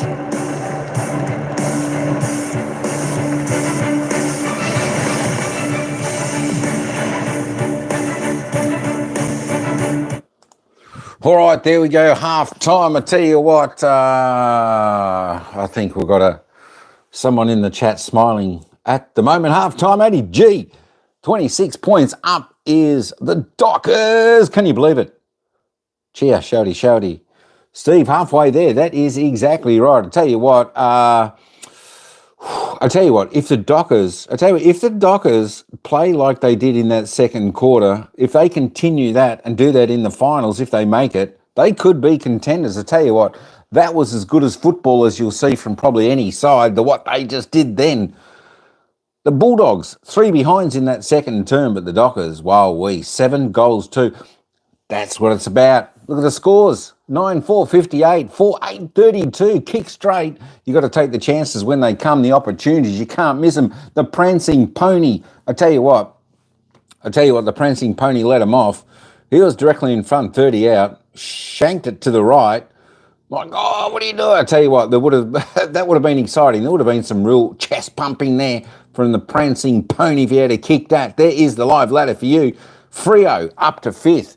Can you believe it? If Freo win finals, look, they're in 5th. If they lose, it all comes down to Wednesday. So far, so good. Make no mistake. I tell you what, exactly. I tell you what, if he gets on song, the Dockers have got a lot of life. I tell you what, Murphy Reid, I love the way he's playing today for the Dockers. Geez, he's given them plenty of run. The difference in the opening term to the second term, is just like a mirror finish. The Dogs had all the speed and the run on the ball, and they'd leave Freo a little bit flat-footed. Freo in the first quarter, they just making ordinary decisions, and they were just in that chase mode. But geez, that second quarter, the Dockers, I think that is by far and away the best I've seen the Dockers play a quarter of football in my life. They were just extraordinary.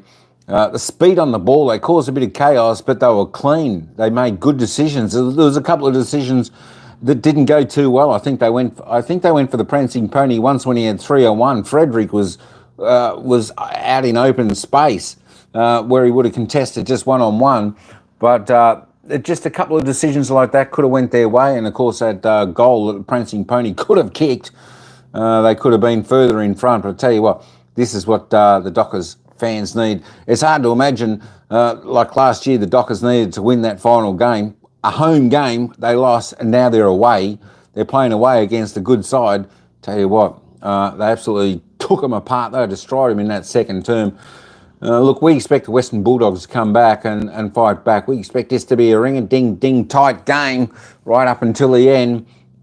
We're going to see what happens. So, as I said, you've got to continue to play like this. Look, if you're handling the ball clean, bit of chaos footy is good. Keep the speed on the ball. And what that allowed the Dockers to do is sort of create a little bit more space in their forward 50, whereas the opening term, it was just like a flooded back congested forward line for the Dockers in that opening term. But the second term, it just opened up a bit. They got some leads on the ball. Prancing Pony got a beautiful goal, gave the one-hander off, the don't argue, into the open goal, kicked that, and that sort of got them sort of rolling. But gee whiz, have a look at this worm. Western Bulldogs, and then Freo just started to tear them apart. All right, let's have a look at the goal scorers so far. And of course, Xiaomi Mi, who's going absolutely fantastic there. Not worry about that. He's going fantastic. 3 goals leading the goal scorers out on the ground for Freo. 3 straight goals. That's what you got to do. Keep kicking them straight. Shy Bolton.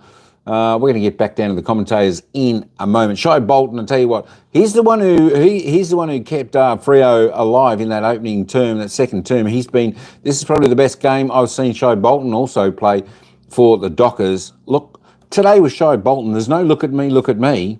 There's no look at me. This is Shy Bolton playing Shy Bolton and a team game. A team game he's playing. That's the difference when he plays a team game to a look at me game.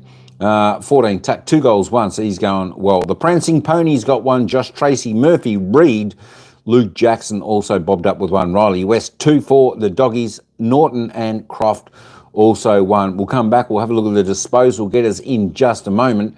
Just for you, Eddie G, there's one more quick look at the live ladder. Freo up into 5th at the moment. There we go. I tell you what, what's that, 5%? Hey, if Freo win by, if they can put another 10-goal margin on here, you never know. They might end up in 4th. And then home final. There we go. All right, let's head back to the commentators for a little bit of their analysis, and we'll come back to the stats a little bit more. Play and be aggressive with ball in hand was certainly a winner. And that aggression was personified by Murphy Reed. A bit of flair, Jordan. Yeah, he's had a fantastic season. Gaz has mentioned this throughout the call. He's been unbelievable. But you just love, this has been the contest, I think, that's been really important, to win this and not let the Western Bulldogs re-enter their own inside forward 50. So a little chain of handballs. Once again, I thought Switkowski was going to take off and go himself, but Reed continued on. It was a classy finish at top speed. So he's been important this quarter. I think Bolton's been important that quarter as well to really generate speed through the midfield. Well, Shea Bolton is our coach's dream with thanks to HBF Health Insurance, the highest rated player on the ground, 2 goals, and he is just so talented. He's electrified Marvel Stadium. He has, and he's important to a side that might have some doubts about themselves. He's been there before. He knows what it takes to win on this big stage. And I don't know whether he spoke to them beforehand or not, but he's come out and said, here, follow my lead. I've been to the big dance. I know what it takes to win premierships. And I thought he was outstanding early in the piece with his creativity and then kicking clutch goals when they mattered most. He's part of a forward line that is giving this Western Bulldogs back 6 enormous headaches. I think there was a little hint in Longmuir's press conference. You know, Shea hasn't been at his best, and he acknowledges that. And certainly there were signs early on, Sarah. His forward pressure, his ability to apply the tackle pressure, it was on early with good signs. There's a few things that are really eye-catching watching from ground level. The pressure from the Dockers, absolutely. But their ability to score off half-back, Gaz, has been sublime. Yeah, look, 16 times they went out of their defensive 50, only got it inside 50 once in the first quarter. And then the second quarter, it started to flow, and 4 goals from the back half is an outstanding result. That quarter, they kicked 3 themselves, the best quarter they've had in 3 or 4 years. So those numbers suggest that they got on the move and got it more aggressive. It's what we've been screaming out for. Give that group a look. Give them a chance forward of the ball, and they'll kick your goals. It is game on at the moment. So exciting. A big prize on offer for the winner, a spot in September. The Western Bulldogs with plenty of work to do in the second half. Stick around after the break. David Zeta joins us from the newsroom with the latest, including what happened on quarter time with that phantom point.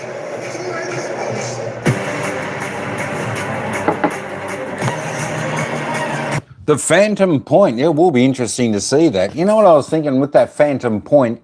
Well, I'm not sure. I think what they'll say is, just from my observation, I could be wrong, but the ball was kicked, the siren went, they went up for it, and then the ball just dribbled. So maybe the ball dribbled over the line there and it was actually a behind. That's where I think maybe the phantom point came into it. So we'll find out in a moment when they come back, just see whether that is correct or not. Let's just go back and have a look at the disposal getters. The ball magnets out on the ground right here. This is the line you're looking for. This line right here with the dark numbers. Jordan Clark there tops the table out on the ground for Freo. He's leading the way on 15. 9 kicks, 6 handballs, 2 marks of clearance. Tom Liberatore, he's going well with the Bont, both on 14 there for the Bullies. As I said, Shy Bolton, one of the best games I've seen him play for Freo. 14 disposals, 7 kicks, 7 handballs, 3 marks, a tackle, 3 clearances, 2 goals, 1. There we go. I think he's the best so far for Freo. Luke Ryan on 13. Caleb Strong. Tell you what, Caleb Strong had a good second term. He only had about 2 or 3, didn't he, in the opening term? So he had about 10 touches in that second. Also helps when the little champ is on song, up and running. So as you can see there, that's about 2, 4. That's 5, 6 out of the top 8, all in Freo top ball magnets out on the ground at the moment. Ed Richards on 10, Matty Kennedy, Johannesson and Bailey Dale all on 10 there for the Dogs. Murphy Reid on 10, 3 kicks, 7 handballs, got a lot of dash. Wow, looks fantastic. He's kicked that goal as well. All right, who else we got down there? You want to have a bit of a look at? Sam Darcy. I tell you what, Sam Darcy, the Freo team have done well to suppress his workload today. Just the 7 touches, 2 kicks, 5 handballs, not troubled the scoreboard at all. No goal, no behind. Fantastic. That's what you got to do. You got to keep him quiet. And Norton hasn't done a great deal either. They've really done the job on them. Riley Wesso bobbed up a couple of times there for the Doggies with these 6 touches, 3 and 3, a couple of clearances, 6 tackles, 2 goals. Luke Jackson, looking forward to seeing his second half. I want to see him up and about, of course, when him and the Prancing Pony get going. I tell you what, it really looks a light down there for the Dockers. 6 touches, 2 kicks, 4 handballs, 6 hitouts, a clearance and a goal for the big man. Andy Brayshaw, a little bit quiet in that opening half, just the 6 touches, 3 and 3, 3 tackles. His finger popped out. He got to quickly pop back in. Tell you what, not very pleasant. Alex Pearce doing well in defence, creating a fair few spoils. He's had the 5 touches. As I said, Aaron Norton kept quiet with Sam Darcy. I tell you what, if you could say, all right, Sam Darcy, Aaron Norton, 1 goal, 1 between the two of them up until half time, I tell you what, you would take that any time of the year. You would take that any time of the year. There we go. And Tim English, of course, only the 5 touches, 3 kicks, 2 handballs, 19 hitouts, no scores. So they're the ones you've got to keep closed down. Keep closed down. That is for sure and certain if you want to keep this ball rolling. Just looking at the disposal count there. So Dockers +8.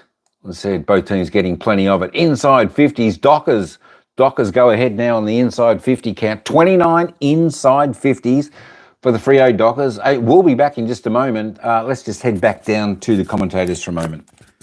That was bizarre. As if we needed any more drama in this game, Sarah, but ultimately it was a point that was paid eventually. So we'll show you the vision here. There was a behind at the end of the first quarter. It was signalled. Now, the official score didn't update until a few minutes into the second quarter, so that's why you may have seen a bit of a shift in terms of the scores. So at the moment, it's not important. It might be important if the Dogs can rally to find their way back into this one, but that's the explanation behind that. We're all a bit clearer now, hopefully. Okay, and we had a big game at NG Stadium earlier today. The Giants surviving quite the scare against St Kilda. They weren't all that convincing. Some heroics from Toby Green getting them over the line. 2 of the best marks you are likely to see late in a game, but the Giants getting the win. So they are now all but certain to host an elimination final. That 11-point win over the Saints. 2, as I said, 2 Toby Green marks late, really just sealing victory. Now the Giants will be rooting for a draw between the Hawks and the Lions because that would mean they finish in the top 4, but that's unlikely to happen. Ultimately, you think it's going to be the Giants hosting an elimination final. The side, Wanganeen Miller are off with cramp, so he's got plenty of time to recover from that. But the Giants getting the win, a much-needed win. Adam Kingsley, the Giants coach, spoke post-game. This is what he had to say. I think we're better, yeah. What are the areas? Yeah. Oh, well, I think we've grown in our ability in close games to manage them. You know, that we've been reasonable at them, but clearly in the finals last year we didn't get it done. So I feel like we're in a better space with that. I think our general game is in better order. I think our stoppage game is in better order. I think our attack is in better order. But again, it's a new season now, so who knows? Now, the Giants could have Jesse Hogan, Jake Stringer, Josh Kelly, Jack Buckley and Brent Daniels all returning in that what is likely to be an elimination final. So certainly some selection headaches for the coach, but I'm sure he's happy just to have got the win today. I'm sure he'd be happy for the reinforcements. The finals fixture, when will we learn that? Obviously not until the Bombers and the Gold Coast Suns have done better. Well, it's interesting because tonight we'll know, after the Lions and the Hawks, what a game that is, we'll know the top 4 will be locked. It's just the 5th down to 8th that's not going to be locked. But because of how everything is intertwined and the fixtures and the the travelling. It's all going to be likely at this stage going to have to wait until Wednesday. So they might not drip feed the fixture to us tonight. We might have to wait a bit longer after that Essendon Gold Coast game. I think the AFL will be pretty relieved. There's actually something riding on that game now, so certainly reason to tune in on Wednesday night. A lot riding on this game. The winner of this Bulldogs and Fremantle clash goes into September, so stick around. A huge second half coming up. The youngsters are out in the middle, enjoying having a kick of the footy on Marvel Stadium, one of the biggest games of the year. What a thrill to have the kids out here enjoying a kick of the Sharon. All right, while they're just off on a break, we'll just head back to the team stats just for a moment, and then we'll be back for the second half. All right, as I was saying, let's have a look at the team disposals now. It's +8 overall to the Dockers. There we go. It's only one kick the difference. 9 handballs. The Dockers were certainly linking up really well with the handball in that second term. Of the inside 50s we were talking about, 29 inside 50s for the Dockers, turned the tables. 13 scoring shots, so doing pretty good there. And, of course, for the Bulldogs, 12 scoring shots, 26 inside 50s. Their disposal efficiency around the ground, pretty good there. 77.5 for the Dockers, up on their season average. The Doggies just dropped off a little bit in that second term. The efficiency inside 50 and 55, doing well there also. Free kicks, well, the Dockers are getting the better of those. And you know what? I like this game, the way it's been umpired. The umpires are sort of letting the game flow. This is a lot better than just always stopping for ticky-touch free kicks. You know, one of the free kicks I can never work out, when the ruckmen go up, they can have arms around each other and everything, and it's, you know, it's no free kick, but, you know, as soon as you put half an arm around a forward, it's a free kick. It's really, you know, I tell you what, there's rules for rucks and there's rules for the rest, but there we go. 10-5 free kicks up until half time. Good to see the game being flowing on. The hit outs, Dockers +5, there we go. Clearances, as we'll say in the quarter time, pretty tidy, 18-16. Bulldogs by 2, but I tell you what, some of the important clearances are the centre clearances, and the Dockers are doing that really well. 8-4, doubling the Bulldogs' centre clearance, getting their hands on the ball first, fantastic. Stoppage clearances, though, 14-8. They're +6, the Dogs. They just need to tidy that up a little bit, do the Dockers. Contest possession, 69-64. I tell you what, she's a hot contested game. I didn't see the pressure rating pop up on the screen. Would have been really interesting. I think it would have been off the charts there in that second term. The pressure in this game has been, well, fantastic. Uncontested, +12. Turnovers, 35 apiece. So there we go. It's all tidy there. The marks, 39, 32 to the Dogs. Marks inside 50. Have a look at that. 9-4. 9-4. And, of course, this is probably some resemblance of that second term where the Dockers just made speed on the ball, and of course that just allowed to open up and free a little bit of space in the Dockers forward 50. The Dogs just struggled in that second term for that. Contested mark 7-4, Dogs there, +3. Looking at the tackle count there, this is really, really good figures here. Both teams, I tell you what, this is what it's about, folks. Like in the last few games, we've been seeing teams having like 15, 18 tackles up until half time. It's not going to cut the mustard, especially when you come to finals. So you've got to prepare. You've got to put the hard yards in. You've got to get the pressure acts working prior to finals, or else you are going to be just no chance come finals time. Both of these teams, they got their act together today. Have a look at this, 33-38. Fantastic tackle count. Both teams well above season average. Dockers +5. Inside 50 tackles. This shows you the pressure that both forwards are putting on. 14-12. Both teams above season average. That's what you need. This is absolutely like a final. Well, it is. This is a semi-elimination final, this one, if the Gold Coast win. So whoever wins this will go through. Whoever loses will miss out, providing the Gold Coast win that next game. So tell you what, both teams know what they're playing for. Can the Bulldogs, can they come back? Tell you what, 26 points. It's not a big margin.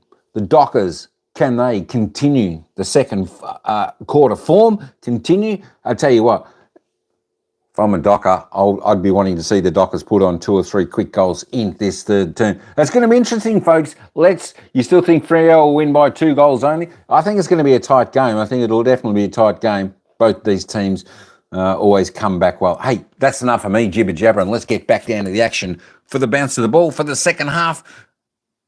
26 points the margin. Test out the Freo defence. Fremantle were unbelievable in that second quarter. You asked the question, they answered with 7 goals. What have they got in this second half? Do you really, really trust? Well, we're about to find out. 2 quarters to go for one of these teams. Right now, it looks like Fremantle, but there's a heck of a half to come your way. Your Sunday ticket, your September ticket for Fremantle or the Western Bulldogs. We get to build that up one more time. Well, it gives us a chance to say that it's been 8-4 out of the centre in favour of Fremantle against the best centre-bounce team in the comp. Richards couldn't have jumped much higher. To receive from English. Well contained by Johannesson. To centre half forward, Croft displaced by Chapman. Brayshaw prepared to wear. He might have worn one quite high there. Had to protect the ball carrier in that situation.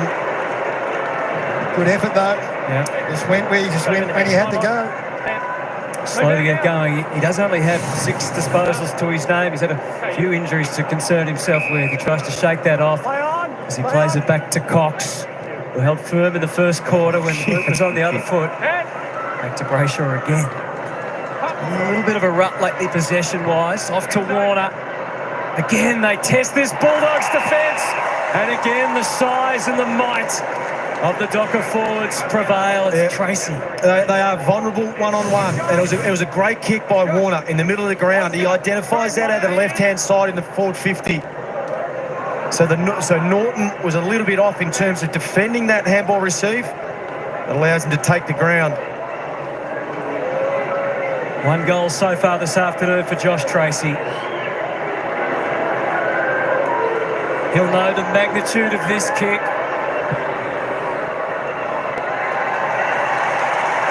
And he knows how big that is. What a statement at the start of the third. Josh Tracy kicks his 41st goal. It's a forward collective that they're getting the job done with. And the margin is now out to 32 points. Superb, this handball in the middle here, so you hold it, don't go slow and go back over the mark, give it, because then Tracy gets one out against Rory Lobb, who again, he doesn't want to be there, Rory. He hasn't taken an intercept mark for the game, Rory, because he's got to defend like a defender should be made to defend. And Tracy, he's a monster and having an impact on the game. You reckon they're deliberately isolating? No question. Yep. No, they're isolating all of them, Geordie. They're the last in the comp. One-on-one in their defensive 50, they are the worst. If you don't ask the question, you don't know. He labbed it up and they have learnt their lesson well. 3 Amos, 2 Tracy, 1 Boss. That's 8 in a row in the game for the Dockers. Dogs have got to get to work in the middle. Liberatore gives them a look inside 50. West had to fly. Norton's after it. O'Meara beat him to it. Cox turned his way into a tighter spot that might have been ideal. It allowed Garcia to stick the tackle. She's lucky not to get a free kick there in terms of too high. It's right at the feet of the Dogs now. This is season on the line stuff here. Bontempelli look for the usual suspects. Richards got to get busy. Liberatore coming through. Williams. O'Meara held him up.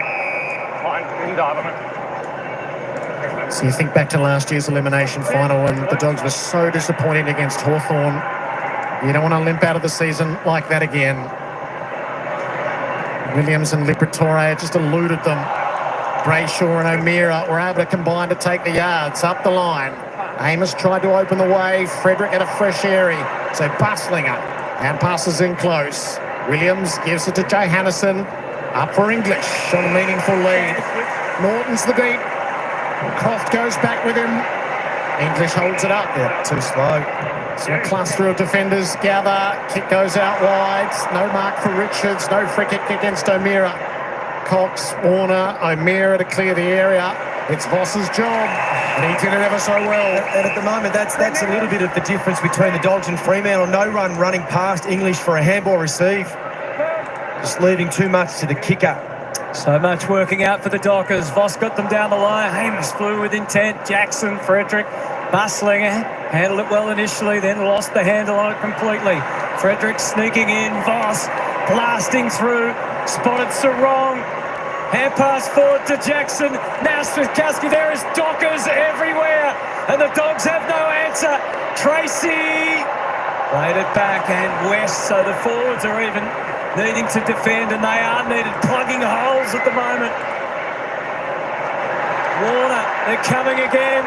Frederick, spearing ball for Amos, and once again, it's West. Well, you got to get back and defend. You got to get back and defend. Their last inside 50, the Dogs, they elected to go to Ed Richards on the boundary, one-on-one, rather than go to Darcy and or Norton in the goal square. Strange. West long on the way out to the marking contests. Nothing will come from it. So run, carry, overlap, break some lines now for the Dogs. The challenge is at the same feet as it was at Fremantle at quarter time. Got to get some ball movement. Richards kept it in. He's trying to create, making it up. Tosses it down the line. Darcy presents. Pearce did enough. Jackson sticks the tackle. Fierce hand pass going the wrong way. Bramble's job to get out, and he did. Dale, can he find the right kick? Ran the gauntlet. Didn't find the kick. Liberatore and O'Meara. Just on that, Gaz, inside the forward 50, Norton only been targeted twice. Darcy only targeted once. That's staggering, isn't it? That is just unbelievable. Alex Pearce, he might be the only human able to go with Sam Darcy. He's got an unbelievable job. He is built for it, isn't he? At over 200 centimetres. Yep, he's playing a ripping game. And now Darcy and Norton, I can't believe those target numbers. Kicked 5 against them last time, did Darcy, so they've done their homework. Bontempelli to Kennedy. Doesn't amount to much yet. Richards still with grander plans. The point was made. All right, they're one-on-one. Go quick. Blacks fans think it's about time. They've jammed into Marvel Stadium to watch their Marvel. Bontempelli to full forward. Croft with the leap. Underneath is Warner. I guess they've added Croft to this forward line, haven't they? So it's not the same number of talls that Darcy's worked within all year. They haven't been too inventive. It's been pretty predictable so far going forward for the Dogs. Darcy tries to force their hand. And I guess when you got those targets, but they did fall into that trap early and they haven't come out of it, Geordie. So they've just got to work a bit harder once they do go forward. Less predictable.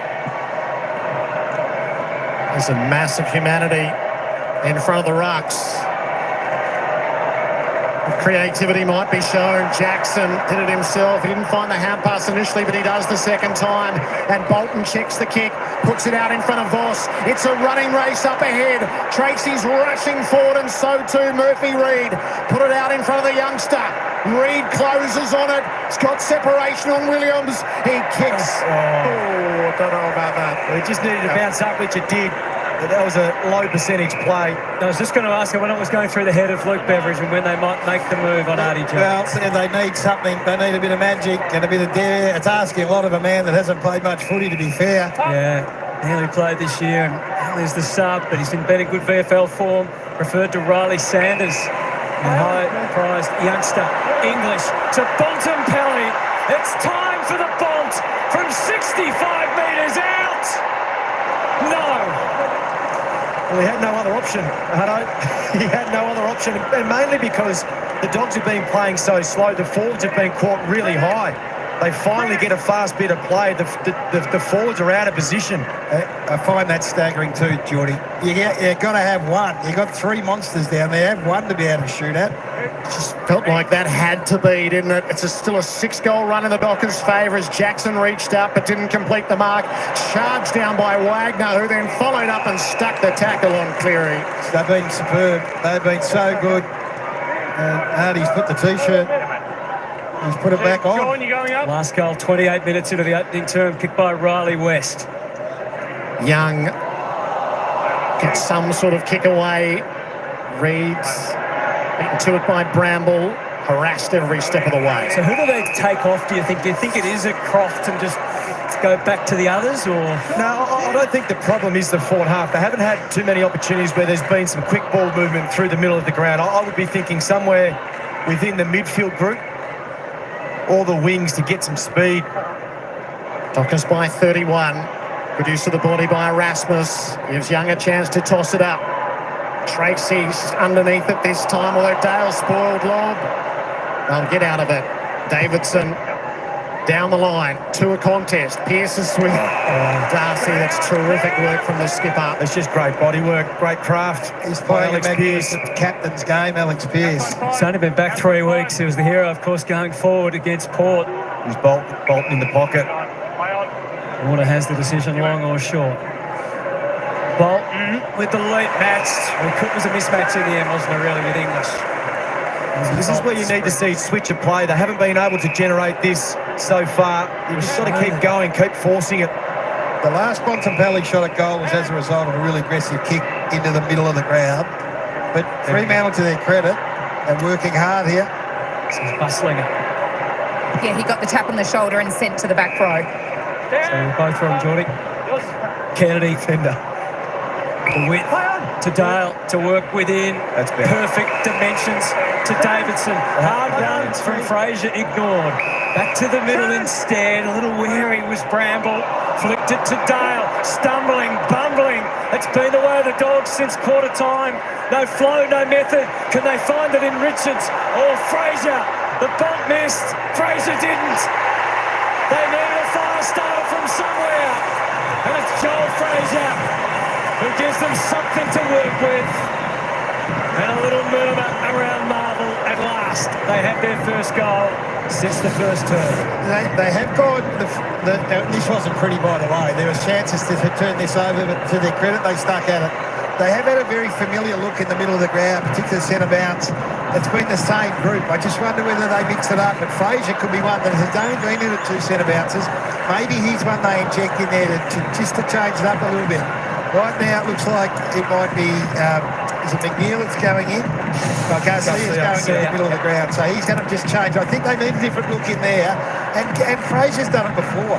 You can't just look at Bontempelli and say, get us out of the hole. One of these young guns needs to step up.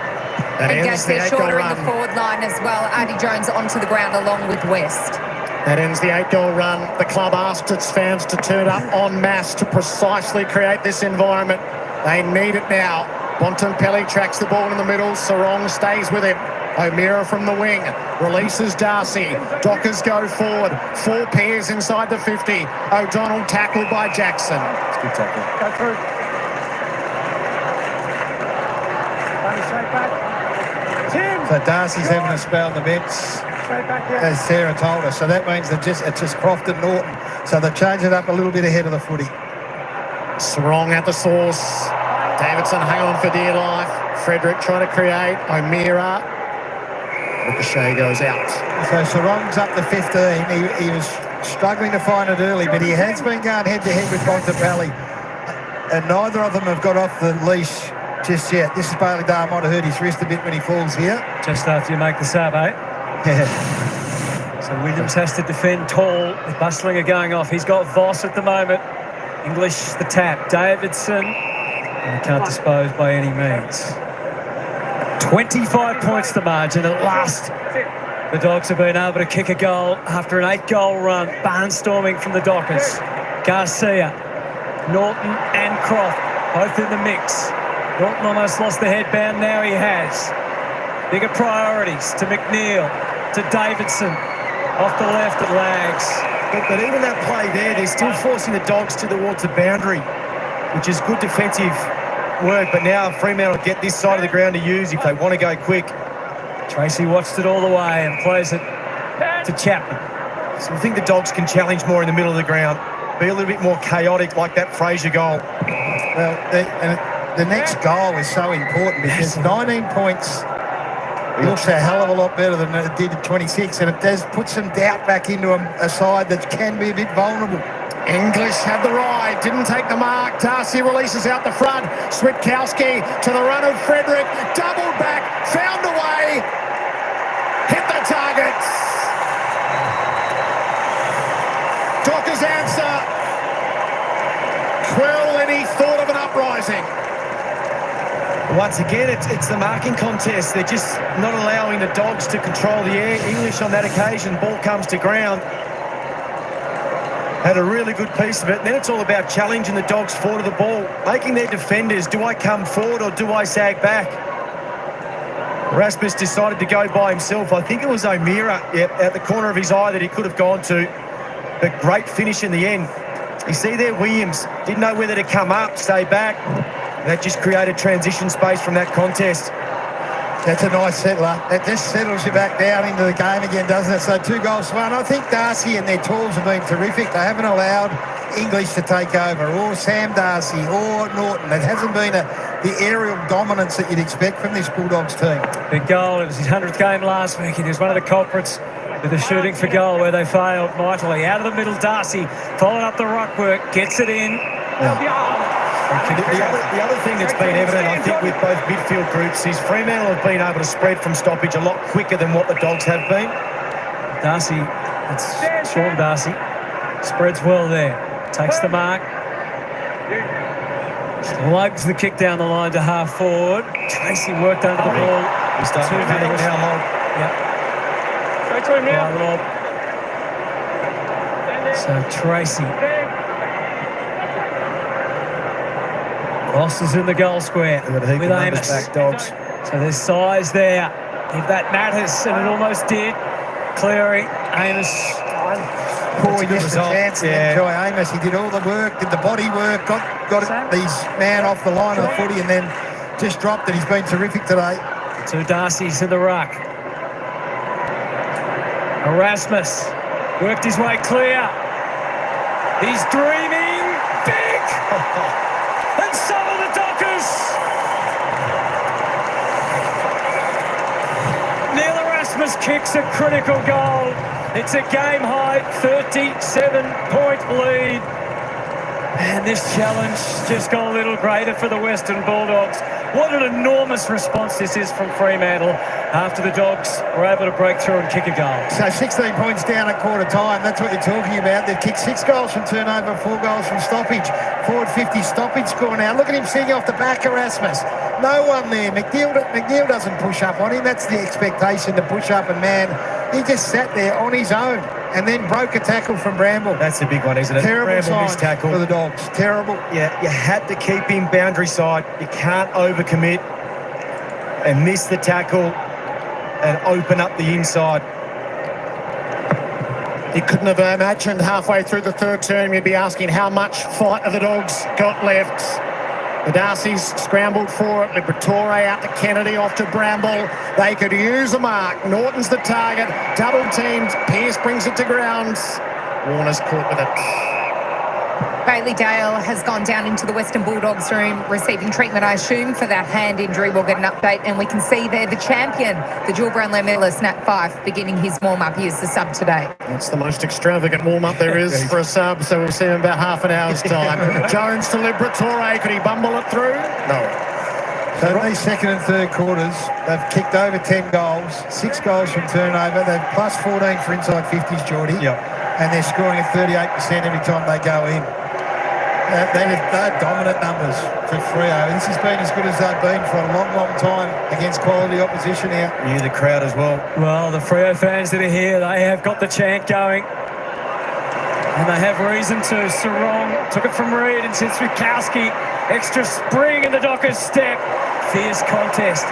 Well matched by O'Donnell. It was Voss. Ran into Witkowski. To Anderson the backup. No whistle down the line again. It's the 2 Darcys.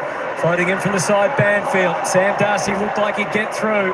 But again, as we've seen regularly, it's not coming together for the Bulldogs. They're inspired. They're inspired, Hutto. There's no free footy for the Western Bulldogs anywhere. They're set up well behind the ball. They had an extra there if the ball had to come out quickly. Sean Darcy with the tap. Sarong. Baker. Just enough room to squeeze the kick out. McNeil.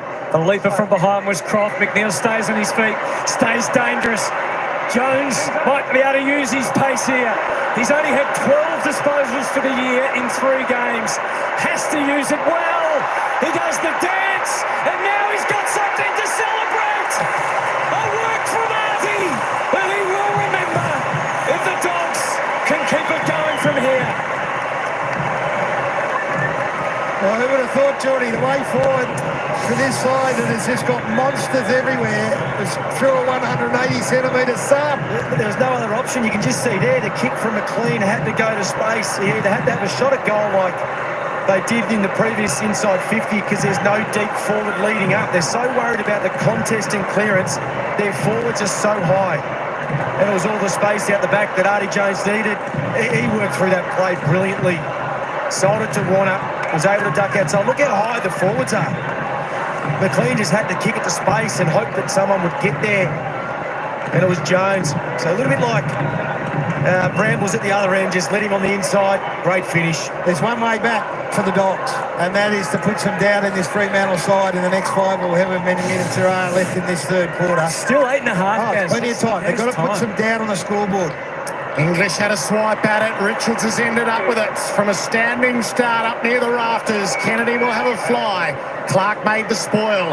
Onto it goes Garcia. Barged apart through. Bontempelli up for Darcy. Almost. Banfield to clear for the Dockers. Brambles in a key one-on-one. Switkowski had hold.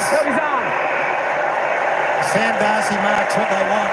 That's just going to line them up if Darcy stuff can get a hold of one. You got to go quick. You just cannot give them any more time. What can they get here? Limp. That's just limp.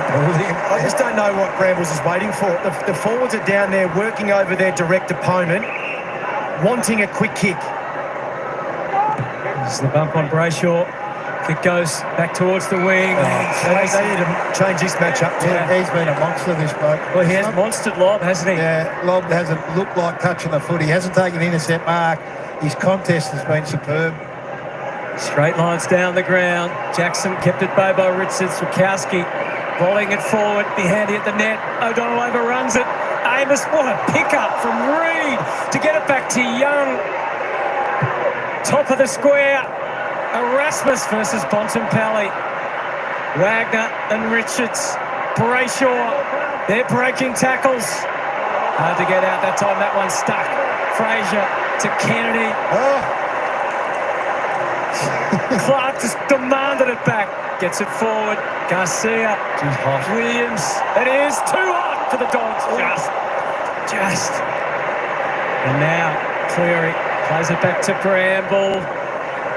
Hopelessly outnumbered the Bulldogs that time, and Cox defending well even when it's at half forward. How about Clark's bump on Kennedy when he should have tackled him? He bumped the ball out.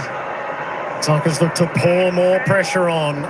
This is not a bad idea though. Take a little bit of time, try and drag a couple of these Western Bulldogs defenders out. 30-point margin. Banfield. No one goes slower with the Dockers when they get in this sort of mode. Yeah, there's good slow and bad slow, Jared. This is good slow for them. This is just taking some time off the clock. Wagner, Tracy, almost. Dumped West. He never had it. This is a statement of intent. Yeah, he's playing like his size demands. He's playing like a man who doesn't want his season to end. Dogs have got to go. Liberatore, Fraser's on the near side wing. It hangs for a long time. Warner couldn't get there. Fraser, Baker, into open space. The Dockers close from various angles. Brayshaw, Pearce, Brayshaw, just like one open target to steady things up. And Bolton is there. It doesn't reach him on the full. He's got options. He's run down by West. Ryan's going to get out of the bind and did. And Banfield is capped, and they're set the whole way down the field. Erasmus has it. Tracy's the next. They've got 3 on 2 deep. Tracy's got to go and give them a look. Amos with Lob closing. Amos has got it. Luke Ryan, go back to all of them across half back. But Luke Ryan was cold. He was done cold there, and he got off Davidson and he knew he had numbers out there. He did know, didn't he? He just had to get it out there, and he did. And this guy, Jai Amos, is having an afternoon along with his mate Tracy. They've been outstanding. Checkers all the way down the field. And now the kick of immense magnitude with Jai Amos for his 4th. Hits the post. I thought he would have gone around the body. Amos. Yeah, after that last goal. You reckon Ryan was gone? Bolton was gone as well. Yeah. Bailey Dale's West. back out there with that wrist all taped up. Thank you, Sarah. It's important for the Bulldogs. Here he is. Clear his kick. That is laced with danger. Still might pay off. Ryan overruns and out comes Darcy. Collected a couple on the way through. Garcia had it stripped away by Cox. Just flip it forward if you can. West hovered over it. Banfield though to Bolton. They're dealing it everywhere. Cox wasn't ready initially. Now he's in trouble. Just got it away. Dale read the cues. Read it well. Keep it moving. They have to. Fraser to Baker. The Dockers have the three players closest to goal. So it won't be easy to work his way through. Fraser's back on duty. Darcy's in the pocket. Great looking kick to Bontempelli. It is a great kick. Once again, the forwards got caught really high, so I felt sorry for Baker because he just had to try and bide some time. You just see there, look at the defensive stability from Fremantle. So you're relying on work rate in the middle of the ground to provide an option. Bontempelli was the one that slipped. Brayshaw, I think it was, just got caught ball watching. This is a huge kick. It's massive. Late in the third quarter, the captain, Marcus Bontempelli, his team trailing by 5 goals. Almost everyone out of gas. A 50-metre kick is required. You need the full Bonty.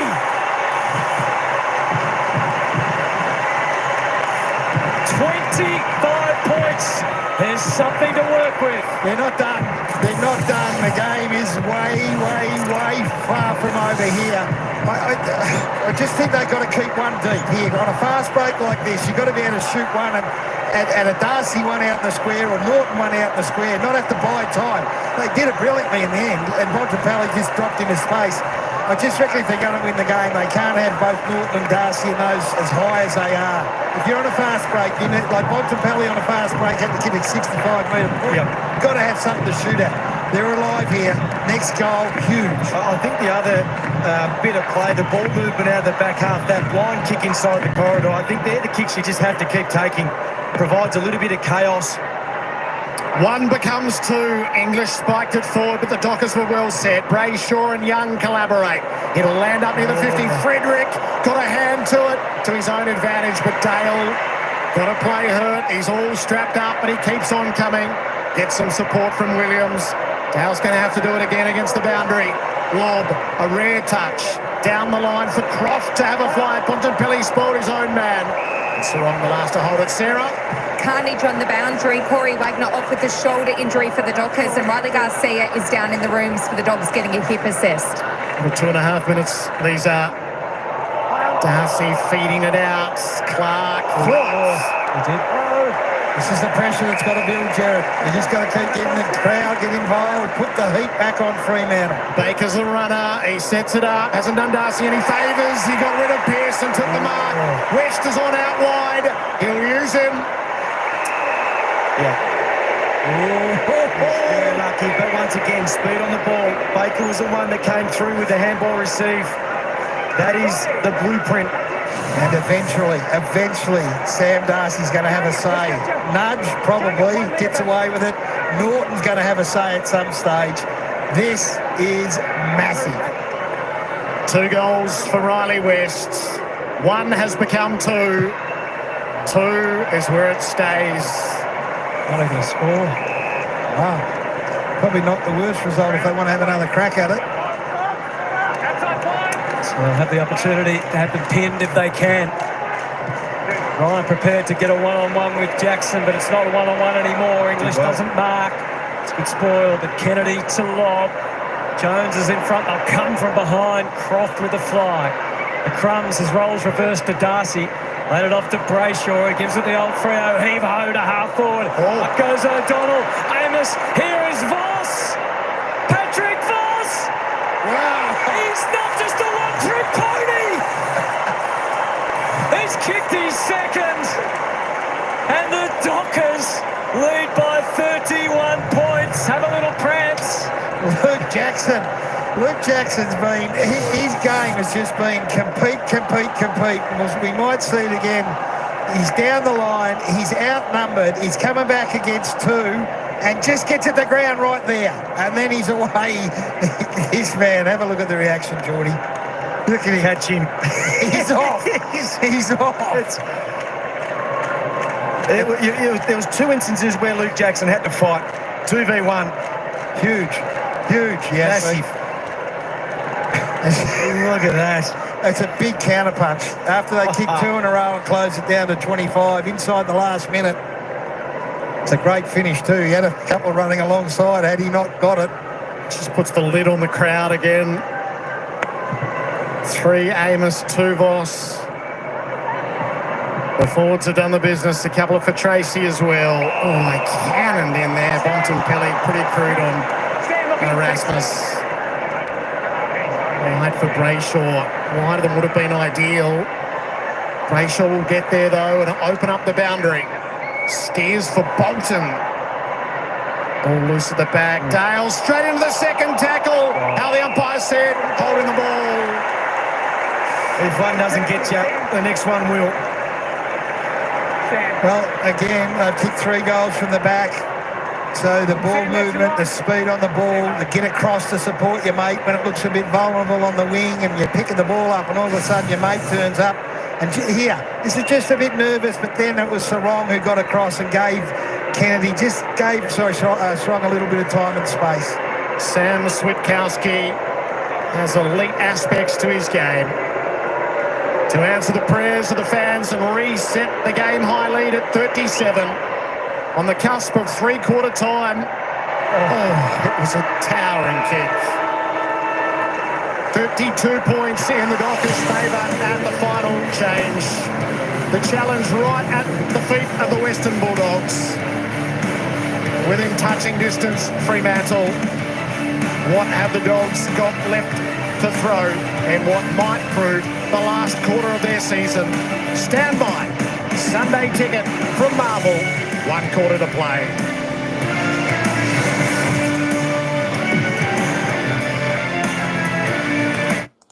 Well, is that enough? Have the Dockers done enough to secure this game? I tell you what, 32 points the margin going into the final term. I tell you what, just one more goal would have been nice. If they had hit that goal after the siren instead of hitting the post, tell you what, that margin could have just about been done and dusted. But we know the Dogs can hit back hard, so the Dockers got to continue to run. I tell you what, that was a fantastic third term. 3 goals, 2 to the Bulldogs. 4 goals, 2 to the Dockers. While I tell you what, the pony was prancing after he kicked that goal. He was doing the aeroplane. He had the chest pumping. He ran to the crowd and he said, oh, yeah. I tell you what, the prancing pony, you got to love him. You got to love him. His antics is just fantastic. Gets the Dockers a lot. I tell you what, I hope we see Nat 5 coming on the ground soon. I'd love to see him in and about. I tell you what, it could be about 10 minutes into the final term before he comes in because everything's working pretty good for the Dockers. Everything is working good. I tell you what though, it's a taxing game for both sides. It's been a fast-paced electric game, this one, high pressure. It's been scintillating game, and of course the Dockers getting the job done because, folks, they have kept Darcy and Norton and English quiet. This is the reason their backs are just as good as their forwards. Their mid's working well.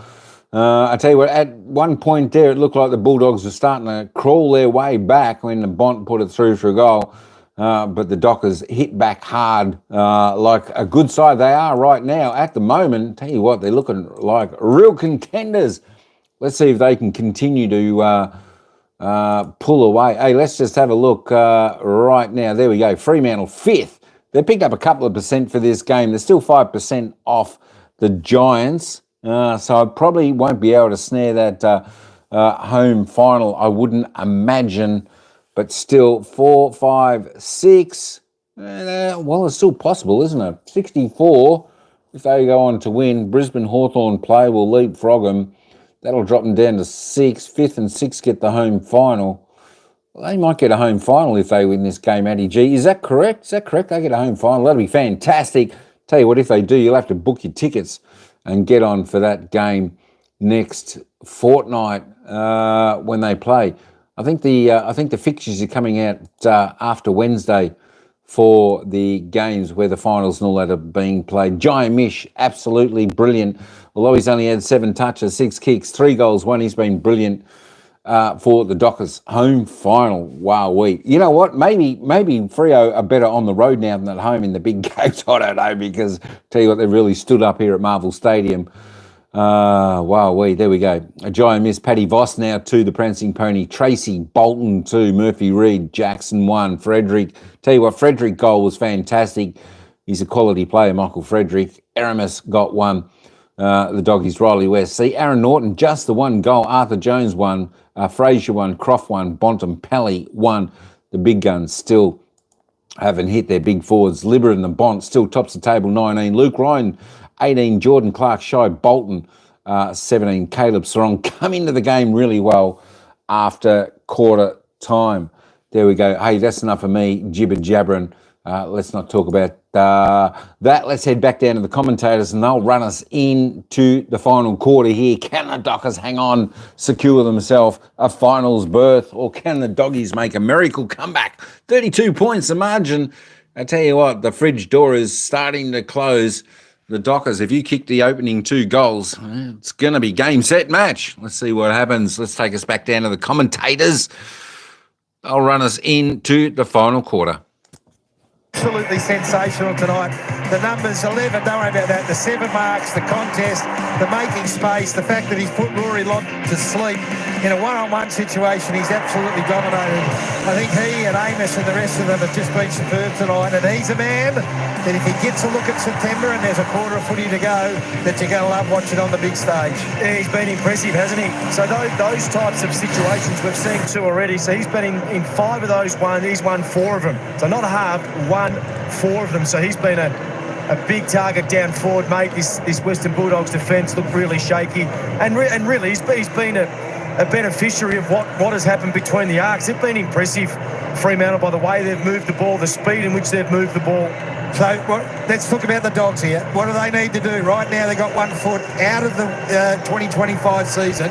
What's the message from Beveridge? You've got to go all-out attack. We know they can score and score heavily quickly. They've got to put doubt in the mind of Fremantle early. Yeah, I think someone like Tim English needs to be looking at tapping the ball outside of congestion. I'd even think about bringing up some speed with some half forwards. They haven't really dominated the clearance like they would have thought. So everything that the Dogs get their hands on, it is all about forward momentum, whether it be from that man, Tim English, or any of the midfielders at his feet. Dogs have been great finishers this year. They've won 17 final terms. Only come from behind at 3/4 time, though, twice to win. If they do it, it will be electrifying. Fremantle has won a final under Justin Longmuir. It was an elimination final against home against the Dogs. You'd say this would probably be better if they finish it off in enemy territory. Richards gets to work, and they all had hold of him. Umpires gave it a long time to clear. Bontempelli somehow gets it forward. Norton playing without the headband. Onto it, Banfield. That's a loose hand pass into dangerous territory. They've got Cox. A ball off. Cox he's been massive today. He's had Norton. He's taken care of Norton, but he's a bit fortunate there, I think. Yeah, absolutely. In the hot spot. Kennedy was on the fly. West trying to burrow through. Ball still in motion. Kennedy knocked off his kick. Crowd bays for a free kick. There was nothing there. Sarong out to Tracy. The tackle from Jackson on West in that little passage in there, you've got to meet what the Western Bulldogs are throwing at you. You know what's coming. Their whole season's worth of energy is coming your way. You've got to meet it head on. I thought the tackle from Jackson was terrific.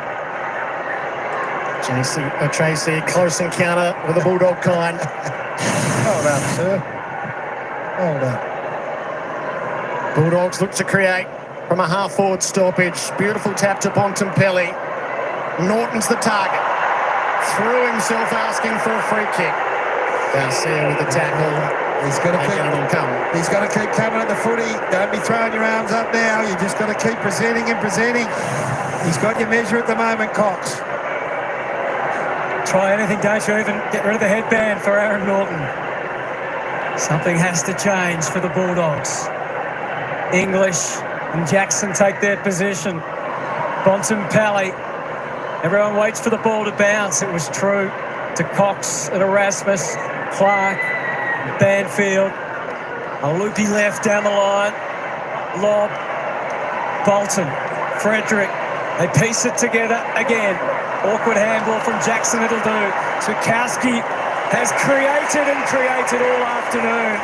And he delivers this with Patrick Voss. And that's the advantage of keeping forwards deep. We talk constantly about the fact that the Bulldogs forwards desert their forward 50. The ball's been down the other end of the ground for 5 minutes. They leave them deep. You can't defend that. Look at Williams. You just can't defend it. This want to move your forwards out of the forward 50. Ridiculous. This for a third goal, Patrick Voss. And for the Dockers to lead by 38. How will he celebrate this one? Together. They mean business. And they have really silenced the Bulldogs crowd now. Yeah, I think the other impressive thing that the Dogs have been able to manage today is the chain of handballs. So you speak about shape around the contest to then be able to transition, get the ball into the open spaces.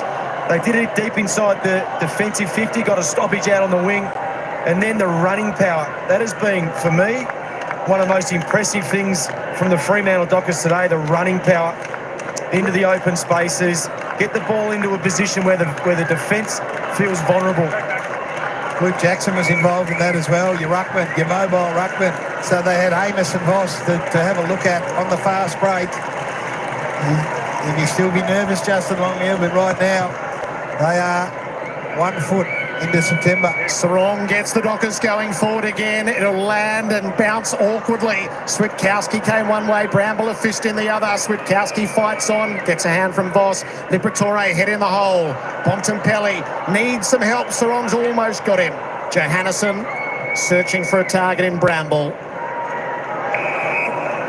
No time to take a breath though. Up to Dale, low down to Kennedy. Yeah, nearly pull it inside. Liberatore, Baker's on the outside. He's been a good line breaker for them. He stumbles at the moment where he needed to, and they got him, overwhelmed him. O'Meara, Clark, through the hands. Banfield, Reed, beautiful for Voss. What's he got inboard? Brayshaw took off. Voss muscled his way clear. Brayshaw has it. Centering ball. Tracy didn't mark, did goal. Ruthless from the Dockers.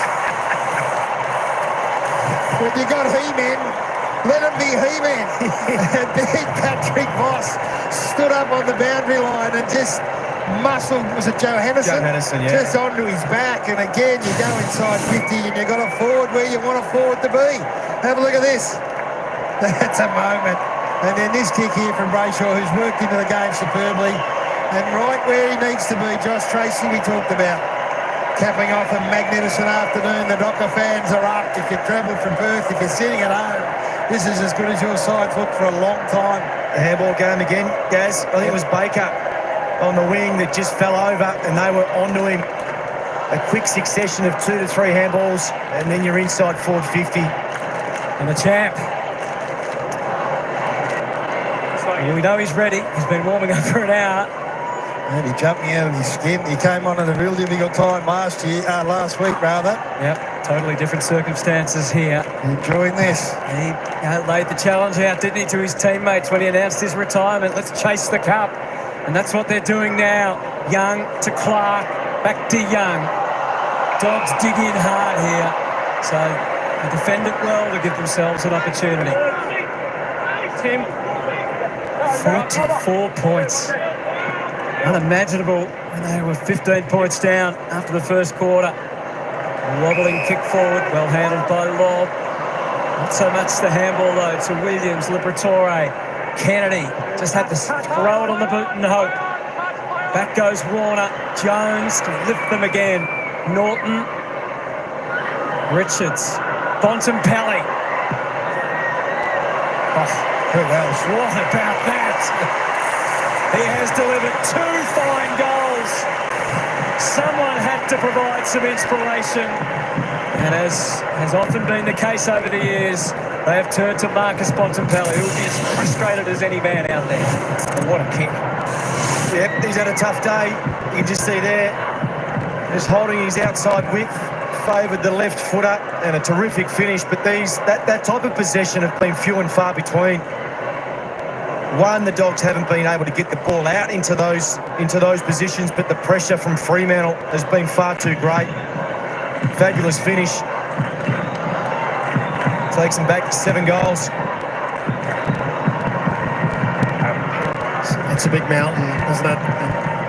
Oh, look at the game change in the front half. They had 11 forward half intercepts, the Dogs, in the first quarter. Since then, they've had 3. So they haven't been able to put any pressure on in their forward half. They haven't marked it and put no pressure on. Sarong found a way out the front, as it turned out. He kicks to the big targets deep. Bolton's on at the back. It trickled in his direction. Williams was awake to the danger. Clears the area. Jones presents. He just got too close, Bolton. Aggressive kick. Bontempelli, all roads through the Bonts. Johannesson with the overlap run. Adventurous. Fraser against Warner. 1-on-1. Good honest contest. Fraser threatens to win it. Never quite escaped. Even that kick inside, that should have happened from the second quarter, if not the third. It's a good-looking live ladder all of a sudden, if you're a Freo fan. Bontempelli out the front. English took off from the stoppage. Fraser's touch couldn't quite find him. It was 85 points, so that was their challenge today, Fremantle. How can you keep the Dogs under 85 points? 14-1 Fremantle were. Yeah, it is staggering to think that this team that average 116 points, they're half that right now. They average 116 here at Marvel. English reaches around, trying to set Liberatore into space. Sarong beat him to it. I think of some of the horror performances early in the season on the road. We were here on a Friday night where they were so disappointing against St Kilda, weren't they, Freo? Well, yeah, exactly right. And this is this is the other end of the spectrum. After giving up 16-point lead, by the way, at quarter time, their last 3 quarters have been as good as I've seen from them for, well, maybe ever. Bont's not giving up, giving the forwards a chance. Darcy in amongst all of that. High contact free. It is going the Bulldogs' way. Despite that look of dismay from Sarong. Who was it, Croft? Sorry. Oh, boy.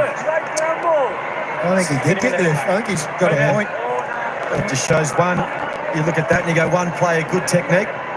Well, if Caleb's wrong, I think he was first at the footy, then the onus is then on this young man. So I think he's hard done by there. Penalised for good technique and poor technique from Croft.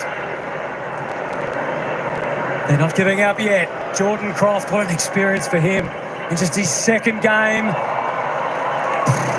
And the interesting thing going forward, boys, is this forward line is so tall and so dangerous that if they're not marking it, then they're not putting any pressure on when the ball comes back out and not winning any ground ball. It's a big structural change to make on the final. Yeah, it is. And going forward, it's, these decisions have to be in front of mind. When it works, it's unbelievable. When it doesn't, it makes you a touch vulnerable. Ryan takes yardage. O'Donnell with the spoil. Dockers were well set underneath. Sarong sliced the kick up to the advantage of Amos. Williams worked him over. Kicks for Bontempelli. McNeil went on the flyby. He was hot though. Bontempelli with a kick instead. Draws Norton out. Couldn't mark in front of his eyes. Darcy with McNeil bearing down. Disappears under the bodies. A little bit of arm wrestle footy wouldn't hurt Freo right now. Just possess. It's been a tiring game. The Bulldogs have been chasing hard. They need tempo. They just have to keep the ball in motion. Norton tries just that. Banfield set for it. It's the sweeper. Smothered by Liberatore. So Liberatore and Bontempelli are laying it all out there as they have done their whole careers. But somewhere in the back of their mind must be the thought, we're here again. Yeah, I agree. I think some of the statements even that Marcus has made over the last couple of weeks has indicated that he's well aware the hard roads they've had to travel.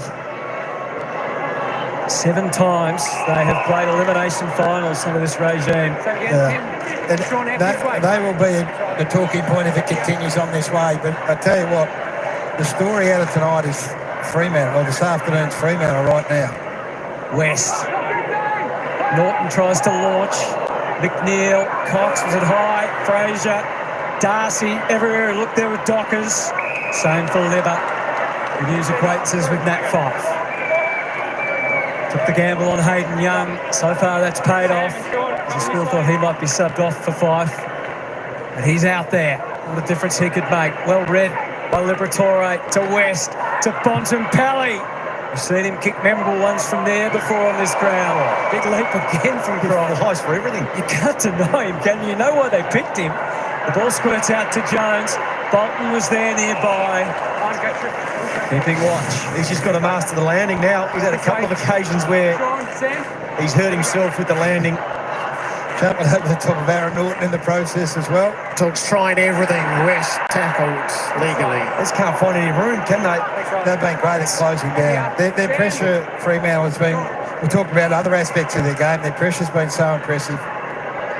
West again is the hit target. Young. 200, look at that, Jared. It's both teams, just close in tight at the moment, but they're not giving anything away here, the Dockers. It is hand-to-hand combat in the 50 for the Dogs at the moment. Finally, no, still no space. It suits them. They wouldn't mind they'd be happy to play another 12 minutes and 39 seconds of this. Well, then what the challenge for the Dogs is to get it out of here, get it into space. Go back if you've got to go back to go forward. And you've thrown all the heavy punches and you can clinch to take some minutes and to take some rounds. English trying to work his way around Darcy. Liberatore fed it out. Fraser, high ball to try to mark. Norton reached, doesn't have it. Fights on underneath. Norton still trying. Stripped of it at last. Dale with a chance to create. Baker, he's the kicker. Curling for a goal. It's not impossible. At 31 points. Yeah, I mean, it was a good strike by Baker on his non-dominant. But once again, the numbers were in around the contest. You see here, numbers. So the chance for the Dogs to get it out was limited. It actually got out by a kick from Fremantle, and then Baker was forced to use his left foot. So just a bit of hope. Will sides ever get to the stage where they concede a possession? Like we talked about going back to go forward. So I don't think they conceded it, but the fact that it got out of there was the best possible way forward for them. Well, that's where their spare was, wasn't it? I was even thinking as the play was unfolding, do they send that spare that was sitting behind the ball in to equalise, to give themselves a chance? Well, all or nothing here. On the move, West has gone into the middle as well. Bulldog look of determination from Baker. Can they carry over into the middle? The champ gets the handball off to West, so they have thrown the magnets around a bit. Fraser can't cling on. It's been that way for most of the afternoon since quarter time. Nat Fife gets the call. It's just, when we talk about them absorbing some time off the clock here, just wonder whether they just should keep playing in the manner that they have. That does become a psychological challenge as well. They're so close now. High ball, Darcy the focus, and that's reasonable enough. Hard to get out of there. They don't really need to at this stage. Just lock it up. Crowd wanting it to be worked clear. The two Baileys combined. Dale to half forward. Fisted away with intent by Cox. Fraser. They're starting to feel it a bit more now around the contest. Out to Baker. Swings it into Fraser again. It's a spearing ball for Jones, but Chapman takes care of business. Yeah, just needed to give it a little bit more air so Jones could come back onto the ball. He was trying to get out the back. The better ball movement from the Dogs, a little bit more aggressive. Clark has footy in hand. Just wanting to slow the ball down, take the ball wide, once again try and suck some time out of the clock. Warner with no one standing the mark. Jabs it down the line. Amos got clear. Darcy was over. The fans are asking the how and the why. None of it matters. Williams rushes back as the coverage. They come inside. Richards.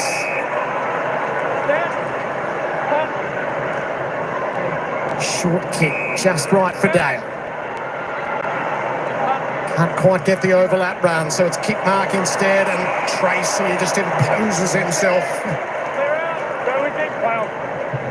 Out to Fredericks, so the most expansive of the options. Switkowski's led up the line, but it's all there inside with Clark. That Tracy mark, that is exactly what you need the forward to do. So the Dogs are going to be aggressive. We've spoken about that in the middle of the corridor. It is the role of the forward to block up that space. Last week it was Fremantle that weren't able to defend this sort of ball movement as Brisbane played keepings off and punched them where it hurts regularly. Warner down the line to Darcy. And Lobb can't get a win out of that. Frederick pulls it away to Sarong. High ball into the pocket. Young in the wrestle with Williams. It's a long, long way from home. Well done, Hayden Young. Exactly where they need it. The Fremantle Dockers here. They work inside their forward 50. The pressure, the ability to keep it in has been great. It's a long way back now for the Dogs. And now they get a chance to set up behind the ball as well. 31 points, 9.5 minutes. Bontempelli took some yardage. Fife, Fraser, as effective as anyone at the moment, but he blasts away. Baker, can he run half a ground? Had to get possession first. More difficult than it might have been. Croft will try and get it back to him. Oscar Baker running around. Norton's trying to give him a target desperately. And young Croft! Wow, how exciting is this kid? How about the recovery? I mean, first and foremost, the ability to spread forward of the ball and create an option, then to grab the ground ball and then reset forward of the ball. He's going to finish now. Yeah. His last one went skewed off his boot to the right. A hush falls over Marvel Stadium. Oh, what about that? 8.5 minutes and the season potentially ending. Jordan Croft in his second game shows exactly how to do it, and there is still hope. We have seen miracles at Marvel. There's no Messiah, but they have a couple of Messiahs out there. Well, this guy, the first thing you heard about him when he was taken as a father and son was that his size, how good a size he was, and the next thing you were told was how good an athlete he was and his 2K time trial stuff. So he had multiple efforts here and then back with a flight when it matters most. He's the one that's running on top of the ground. So Aaron Norton can't buy a goal at the moment and Croft can. So Norton to take Cox away and let Croft get to work. Let's go ahead now. Straight out of the middle. Keep asking a question. You just see Bontempelli wrapping on his left. Can they open that spot up? Bontempelli, Richards, Kennedy. The attacking arm for the Dogs. English tried to do it himself. The ricochet should favour Kennedy. Needs a bit of help. What a reach by Amos that was to disrupt the play. Shares it with Brayshaw. Wide. He'll get knocked off for it. The Dogs will be able to set off from half back. Goal by goal. They're going to score again. I think that's the thing. They've shut up shop. Bontempelli, it just took a little while. Bramble rushes to the near side. Frederick against Davidson. Davidson did it ever so well. And now to go. Just held up. Quite like what he had.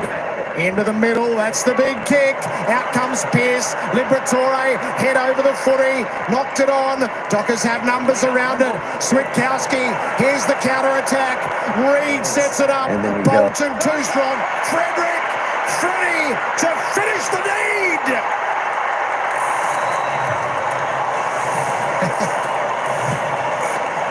Well, it was a kick that needed to happen from Davidson. You needed to take it on in the middle of the ground, take the risk.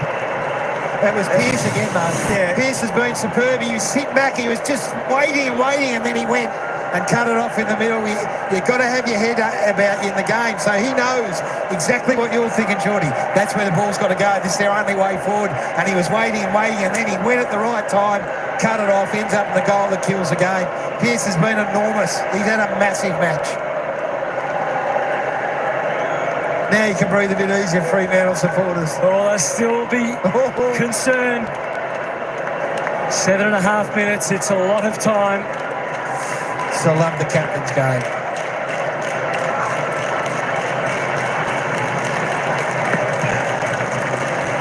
Back in the middle, Jackson, Liberatore to Richards. Has not had the same impact. Oh, look at this for an intersection. And English had the moxie to go back with the flight. Takes the mark, looks down to the goals. Croft is there. Probably the first he looked at. He's changed the angles. Surprise angle of it. And it goes to Artie Jones. He's gone to the small. Yes, the other wasn't working, so they've mixed it up. Bontempelli's last quarter, 10 disposals, 4 clearances, 4 inside 50s. He's not going to die wondering, the champ. 7 minutes left. You've got to kick straight or there's no September. Couldn't have split them any better. A second goal for Arthur Jones. You can't doubt their passion. Have they got the method? With 25 points, the difference, and under 7 minutes to go. What a mark from him. It was a set play. He knew he was going to go and take the ruck and charge forward. I just want to go back to Bontempelli numbers. I underestimated the champ. This is his last quarter with still 5 minutes on the clock. The Jones mark here is better than anyone thinks he's able to do. He just jumps off 2 feet. Banfield's had a good game, turns his back on him, underestimates him. That's a Tim Memory like double feet jumper. But Bontempelli, last quarter, 13 possessions, 6 clearances, 8 contested, if you don't mind. He's lifting again, the champ, and they're just the sneakiest of chances. 4 goals to 3 the Dogs' way in this final term. English got it going forward. Richards trying to forge a path. Squeezes the kick. Good body work, but the mark has ended up being dropped by Chapman. He's got Jackson in midfield, though. Oh, is that 50? It is. There's not much in that, is there? Wow. If you're not in the marking contest and you take hold, you run the high risk. It's clever by Jackson. Is he close enough? Take the 30 seconds, and then have your choice of going for a goal or burning another 30. Gee, it's a good 50. That's a decent 50, isn't it? Patrick! Luke Jackson. Stay here. Arthur. The disappointment of Tim English. Thank you. Each time the Dockers have needed an answer, they have come up with one. And now to Luke Jackson to continue that trend. He won't.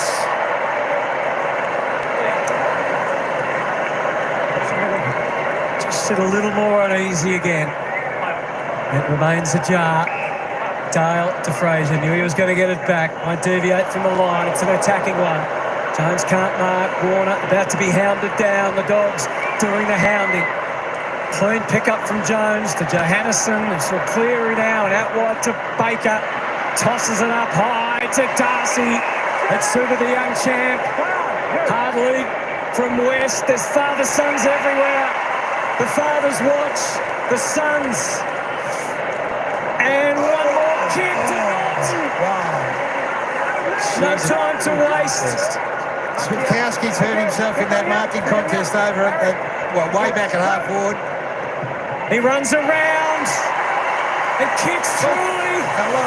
Atanya. Hello. It's not quite done yet. 20 points the margin. And 5 minutes. It is amazing how quickly things can change. The slowest moving clock for the Fremantle Dockers that they've ever seen. It's been around 6 or 7 minutes for the last half an hour, it seems like. So Darcy gets involved, been well beaten by Pearce. Norton hasn't looked at it since the first quarter, gets his hands on it and kicks a goal. There's still your great wide hope. So keep going to them. Jones popped his head up, kicks a goal. Oh, they couldn't, Geordie, could they? I just reckon Bontempelli's got this clearance. They tend to try and open up that left-hand space. So Kennedy, the spot that Kennedy sits in. So Young's got to get on the other side, surely. Yeah, you don't want them coming out the left-hand side. Still the right side of the equation. 4 goals in 5 minutes. The centre bounce crew to go to work. Sarong gets first look. Just fed it out. Okay. Young on the follow-up. Took the yards. It's a floater. Tracy disrupts. And through goes Reid. He hasn't got the kick this time. Bolton tried to haul it in. Well, they keep missing. They keep missing when there's a chance. That's Jackson and Reid. He was superb reading and then bleed up. He had a definite touch. Here they go, the Dogs. Cleary blasts away for Baker. Brayshaw tries to dig in. Liberatore, and it's Reid again. Oh, it's actual moments, Hutto. The young champ. Looks in for the scrap. Force trying to provoke. A 50 would finish it. Yeah, you got to be careful here. Careful. That gets sucked in here. And Patrick Mossberg, you can eye too. Exactly. Just pops it up for the biggest target he could find. They defend Darcy. English, it's still precarious. Jones is even back there. Sarong can't get out. Bulldogs fans baying for blood or a whistle at the very least. Williams through the maze. Darcy is smothered. Hayden Young. Murphy Reid. God, they've had some looks to close this out. They just leave the door slightly ajar here. Got to go the doggies. Here they go. No option other than to pump it into the field of play. English is not well set.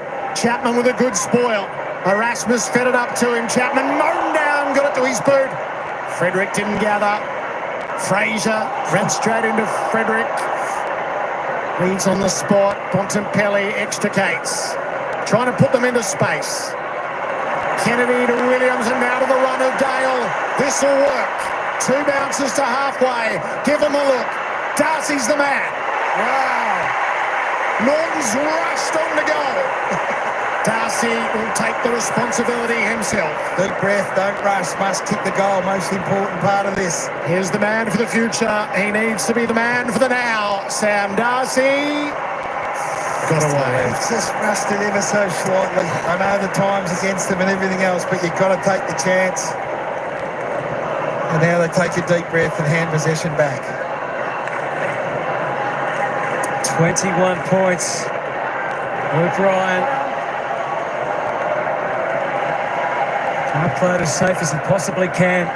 Goes to Amos and Darcy. And the leaper was English. Hands from Kennedy to Williams. Look at the tackle. Josh Tracy, loved by every Fremantle fan around the nation as the seconds tick by. They're 3 minutes and 5 seconds away from finals. Young to centre half forward. Dogs well stocked, well set. Dale to Baker. Had Williams to the inside, went to Kennedy. Here's the kick, and it's gone. Croft slipped through his fingers, maybe like the Bulldogs' chances. Baker, one more handball. It's Fraser. Oh, they're still coming. This season is going all the way down to the wire. This is ridiculous. This is ridiculous. They've kicked 6 of the last 7 goals, and every time they go forward, they look likely to score. Yep. It's crazy. It's chaotic. It is, and that's what happens. You see there, 3 Fremantle players get drawn to the play with the ball because once again their speed further afield. Pearce just couldn't get a good hold of him. I thought Baker spotting that play 2 or 3 times. He had a really important piece of play. So see here the 666. They swung their moves here. So Tracy's gone behind the footy. So this is not panic stations, but this is what they put in place. Hello? I reckon 10,000 Bulldogs fans have left. Yes. Yeah, they have. Well, these things are not easily done. Fremantle is living that at the moment. Bolton stripped of it by English. O'Meara committed himself. English just got it going the Dogs' way. Clark onto it. Threw it onto the boot. It's a race to the open terrain. Dale closes one way. Voss gets there first. Had the outlet. Brayshaw would love a mark for Frederick. He keeps it in motion. And Bolton is away. Jackson. It's an all-action for Freo. Finally, the Dockers are going back to the finals. well, that's it, Jared. You can't keep defending. If you keep defending and keep defending, then you're going to put yourself into all sorts of trouble. They had to kick another goal, and there were some big moments in amongst this as well. Clark, really important. Voss coming out to meet the ball like that, so important. And then the mark here, and Frederick Jackson gets out the back. There's only one problem with the play, is that Luke Jackson should have taken the mark, fallen over, gone back up, just so and been 30 seconds instead of just dribbling over the line. He couldn't wait. He just can't wait. Too excited. Yeah, but even a little part of that play for Amos to lead up and to know that Jackson was over the back, commit his defender, O'Donnell. They've responded when they've needed to respond today, Fremantle. A huge collective purple sigh of relief on the other side of the country. Darcy out of the middle. Sarong got big on Johannesson. Frederick's been big as the game's continued, and the man that started it all, that kept them in it early, is Jai Amos. And so we talked about leadership, and we talked about what Bontempelli's done in this last quarter. Well, Sarong as well has had 5 clearances. He's had 4 centre-bounce clearances himself the last quarter, Caleb Sarong. So he was quiet, had his struggles, sort of went head-to-head with Marcus Bontempelli for much of the game, and he's been enormous in this last quarter. We saw Justin Longmuir there. We talked about the ladder. Looking at it the last time during the week that they had more wins than the Bulldogs. He'd love the look of the live ladder. 5th at the moment. Win today. They're not just going to be in finals. They're likely to host a home final. Jai Amos's kick almost went all the way. Croft fights. Williams. The Bulldogs will dodge that bullet, but you don't think they're going to dodge the bigger one that's being delivered their way. West takes off inboard. Down the kick. It had to be precise for Liberatore. Into the middle for English to direct the play. He'll keep it going out wide. Get some perpetual motion going for Johannesson. And Fraser takes the mark. Roll and go. See if he can hit it from range. My word, he can. There's been so much good in this season for the Dogs. He is characteristic of it. But there is going to be a familiar lament at the end of it.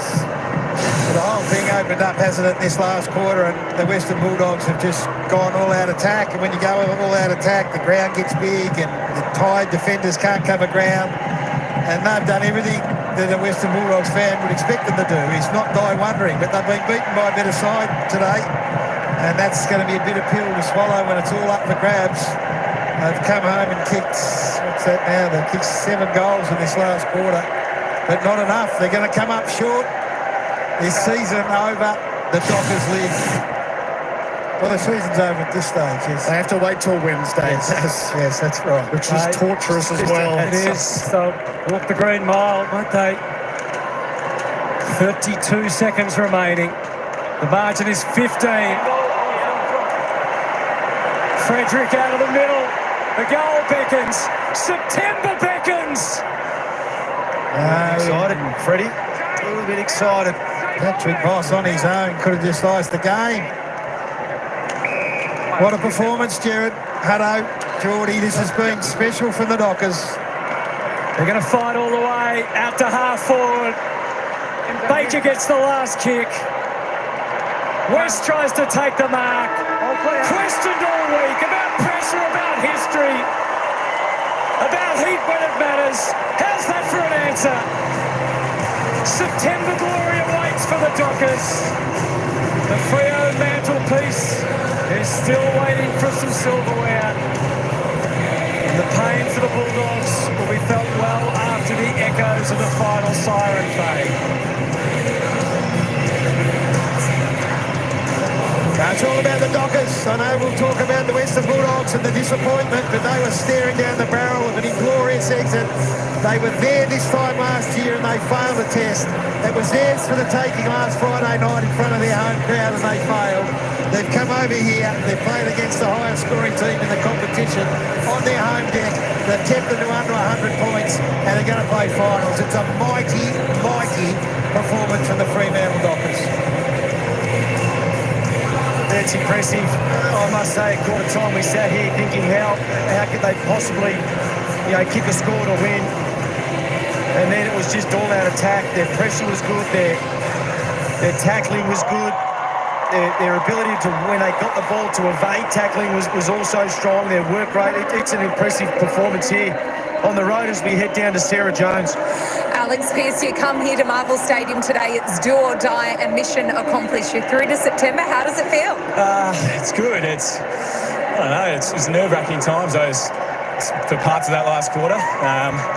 Just really proud of us, to be honest. We were challenged in the first quarter. We knew, they're a really good team and they were going to challenge us throughout the game. They did in the first quarter. We responded, got on top. And then that last quarter then again, and they're really playing to win. They've got some really good players and they're a really good team. So I'm just proud of our boys, the way we stuck together and just grinded it out in the end. the maturity of the group late in the game. As you said, they were certainly coming for you, but you still had to attack a little bit. It couldn't be all defence. How did you set the tone to go, hang on, we probably need to score another goal here?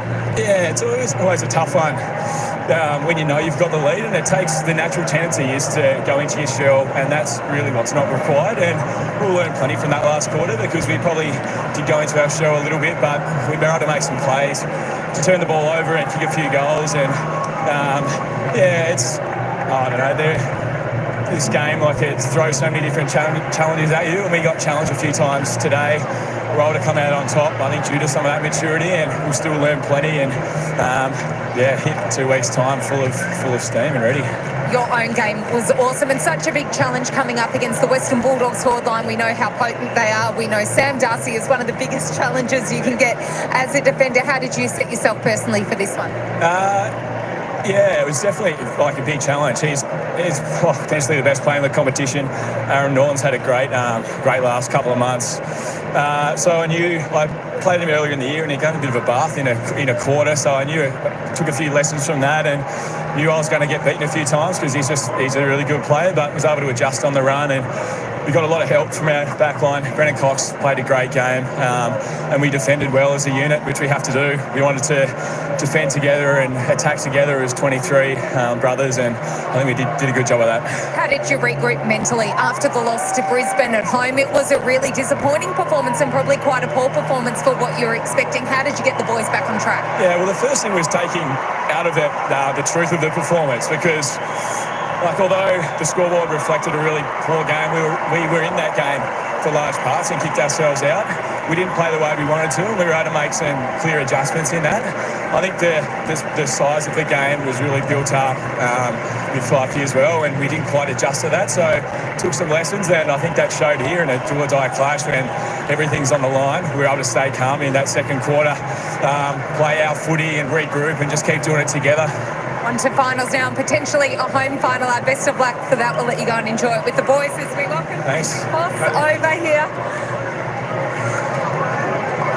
Hugs all round for what was an awesome performance. Talk to us about your own journey. We know you're an SSP player coming from over here in Victoria and then landing here now at Fremantle, and finals are on the horizon. Yeah, a bit of a different journey. Everyone has a bit of a different journey. Just glad to be at Freo now, playing AFL. Couldn't ask for anything better. So you kicked some brilliant goals today, and then you matched it with some pretty epic celebrations, a bit of a 100-metre dash after one of them. Talk us through what you were thinking here. You must have been absolutely buzzing. Yeah, I don't know. Not much goes through the head after a goal. No, it was good fun. We wanted to bring the energy today, and just the way I could bring it into the game. Yeah. What about how the forward line functioned in general? Obviously, Shea Bolton had a really crucial role. Jai was really crucial in hitting the scoreboard early. Yeah. How well were you functioning as a unit? Yeah, we had a bit of a disappointing week last week, and reviewed it well. Took a lot of learnings from last week, and felt like we functioned really well as a forward line today. I'm not sure who kicked all the goals, but it felt like there was an even spread. So it was good. We know heading into September, this is a weird and wonderful year. It is so even. Do you guys feel like you've got the game, you've got the team to take this all the way? Feels like we haven't lost, and it was a bit weird coming into today, knowing if we lost we probably wouldn't have made it. Feels like we've had a pretty good season, so it has been one of those years where the top nine's been pretty dominant. We've got full belief in each other, and I think we showed that today, so 100%. Big celebrations, perhaps, if you can progress further into the finals. That exuberance, is that how you get yourself playing your best football, when you're kind of up and about? We hear people calling you a prancer and you're dancing out there in the middle. Is it when you're up and about and you're feeling brash that you're playing your best footy? I think so, yeah. One of my focuses is bringing the energy into each game. It's a way that you can sort of control getting yourself into the game without kicks, marks, handballs. So maybe not the celebrations, but definitely the energy at ground level and in and around the boys. So, definitely. Well, we felt the energy here at Marvel Stadium today. Congratulations. Our best of luck for a really big September. Thank you. Appreciate it. Thanks. Thank you, Sarah. What a story, Patrick Vossies. What a story it is for Fremantle, for the footy club, Nat Fifes. farewell. It's going to go on a little longer. But for Justin Longmuir, there's no Bahamas holiday for him in September, at least not yet. No, he's been under some pressure. I thought his press conference, I know these are only little things you can read into it, but I love the way he came out and stuck his chest out and said, hang on, we've won one more game than them. We're on the same wins as Collingwood. So I loved it. It was combative, and it was, I don't know, hopefully that attitude permeated throughout the group. 9 goals from Boss, Tracy and Amos was a great response. I thought the captain in the back half was superb. I think that man, Justin Longmuir, has had his finest moment as a coach to come here and plot the downfall. There's a certain truth in this result. Fremantle is 7-3 against top 9 teams, and the Dogs are 2-9. So when the postscripts are done, the Dogs failed repeatedly against the teams that mattered. The only one they beat was the Giants twice, who in a way have been their Bunnings. Yeah, so I think we were sitting around talking this, and we said, if they get up, we're going to say, of course they were going to win.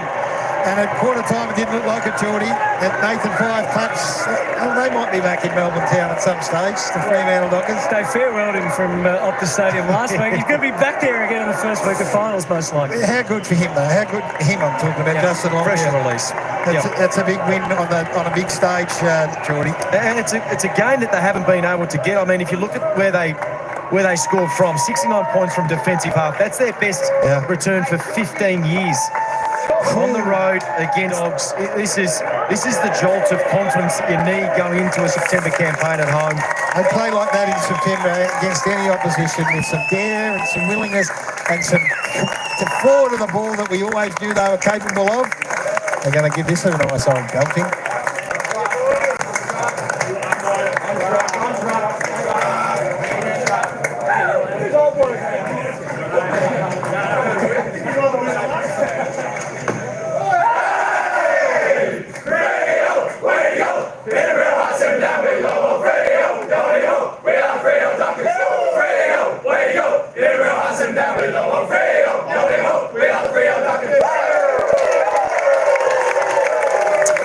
So it's a big win to the Dockers, and they will be playing in the finals. Unfortunately for the Western Bulldogs, no joy for them, but what a win under Justin Longmuir for the Fremantle Dockers. All right, don't forget, another big game still to come tonight. That's up at the Gabba, Brisbane, hosting the Hawks for a top 4 spot. That's exactly right. That's the next game coming up in a little over an hour's time, but what a fantastic win. The Dockers 17-10, 1-12, defeating the Bulldogs 14-13, 97. I tell you what, I got a little bit shaky, a little bit nervous for some of the Freo fans out there with the Bulldogs putting on 7 goals, 3 in that final term. The Dockers, however, steadied the ship, 4 goals, 4 in that final term. I tell you what, both teams out on their legs a little bit in that final term because it was just a fast-paced game. And I tell you what, they'll certainly appreciate the week off next week, will the Dockers, before they have a home final in front of a big crowd there. No worries about that. And of course, for the Bulldogs, it all hinges now on Wednesday night with the Gold Coast take on Essendon. If the Gold Coast lose, the Bulldogs will play finals. If the Gold Coast lose, if the Gold Coast win, the Gold Coast will play finals, and the Bulldogs. Hey, let's just have a quick glance at that ladder. Where is it? Let me load it back up and see if that's changed. There we go. There's the live ladder. As you can see, Freo move up into 5th spot as we speak. Of course, Freo will drop down to 6th spot with the next game, Brisbane taking Hawthorn. Whoever win that game will jump up into 4th position, or 5th or 3rd position. If Brisbane win, they'll go to 3rd. And if Hawthorn win, they'll go to 3rd. So Brisbane 6th, Hawthorn 7th. Whoever win that game will go up into 3rd, pushing Collingwood down to 4th, the Giants to 5th, and Freo down to 6th. There we go. That is it. Flagmantle winners they were. Tell you, it was a fantastic effort. Sealed their fate. They are finals contenders now. No mistake about that. And of course, getting that home final, that was certainly a big carrot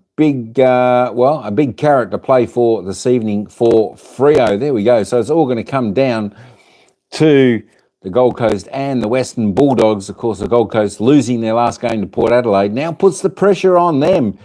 Can they do what Freo couldn't do last year, win their final game to jump into the top 8? We'll certainly find out. Gold Coast Suns will be happy to play Essendon on next Wednesday. But I tell you what, it's not going to be easy, I don't think, even though Essendon, well, sort of a little bit of an easy beat, but the Gold Coast have had to travel to Adelaide. Now they've got to travel back to Melbourne. So there we go. I tell you what, that could be another upset on the tables. I don't know who wants to be in there. Who's going to be more dangerous, the Gold Coast or the Bulldogs? Let's just have a quick wrap up of the goal scorers out on the ground today. Paddy Voss, the Prancing Pony, and Josh Tracy, 3 goals apiece. Giant Miss also 3, all played really well today for Freo. Luke Jackson come into the form with Frederick with 2 apiece. Shai Bolton also 2. Murphy Reid gave Freo a great run during through the midfield, and Aramis also with 1. Frisia was the best for the Doggies with 3. Riley West, Norton 2, and Artie Jones with 2. Croft also, the Bont, got 2. Oscar Baker with 1. Of course, Sam Darcy held goalless today. The Bont, I'll tell you what, he was definitely probably the best for the Dogs. He ended up with 33 touches. Libba with 27. Caleb Sarong, who only had about 2 possessions after the opening term, ended up with 24 on the top position getter for Freo. He was fantastic. Kennedy Dale, 23. Jordan Clark, 23 for the Dockers. There we go. We'll just roll down here. There we go. What a fantastic game. A nail-biting game, but a exciting game. And, of course, Dockers getting the home final, which is going to be fantastic for Freo. Of course, we've got a lot of interstate sides now in the top 8. It's either going to be 50-50 Victorian interstate sides or 5-3 interstate sides, depending on that final game. There we go. Just looking there. The Prancing Pony and Giant Miss, both with 10 touches, 3 goals, 1 apiece. Of course, Alec Pearce did a fantastic job also. Just looking up at the team stats, it was plus 26 to the Dogs. Looking at inside 50s, both teams had plenty of it. 55, 58. There we go. Dockers by 3 inside 50s. Free kick wasn't too bad, 12-17. As I said, I like this the way the umpires umpired this game. They let the game flow on a little bit, which was exactly what you wanted. That's going to be like finals type footy, flow on play, and it was certainly like that today. Well, it sort of was. It was like a mini elimination. Hit outs the Dogs plus 6. Clearances, Dogs got on top plus 9, but the centre clearances, Dockers got to be super happy with that. They were plus 5 in the centre clearances, well above season average, 18-13. Just got to clean up that area around the stoppage, do the Dockers. It was 29-15 plus 14 there to the Dogs. Contested possession, Dogs got on top there. They were plus 16 there also, so it wasn't too bad. Marks inside 50, really good. 12 to the Doggies. And again, Dockers above season average, really, really good there. 14 for them. Contested mark, well, the Dogs are a little bit taller side, so that goes without saying. But I do like this. The pressure both teams put on today, the tackle count was really high, 61-69. There we go. It was about 16% higher for the Dockers than the season average. Tackle inside 50, both teams enormous. 25 inside 50 tackles to the Dogs, 18 inside 50s to the Dockers, doubling their season average. But what a fantastic game it was there today. Eddie G, your team got up, your winner chicken dinner. You got the good odds. And you were pretty close with saying a 2-goal margin. Of course, the margin just to 15 points. Whew, tell you what, exciting game. I hope the next game, Brisbane Hawthorn, are going to be just as exciting. That will be super exciting. Will that tell the tale? Because let me have a look. Let me just have a little bit of a look here. You know, that could tell the tale. Freo are going to be 6th when one of these teams wins. So it could be interesting. This could have a bearing on who Fremantle play. That is for sure.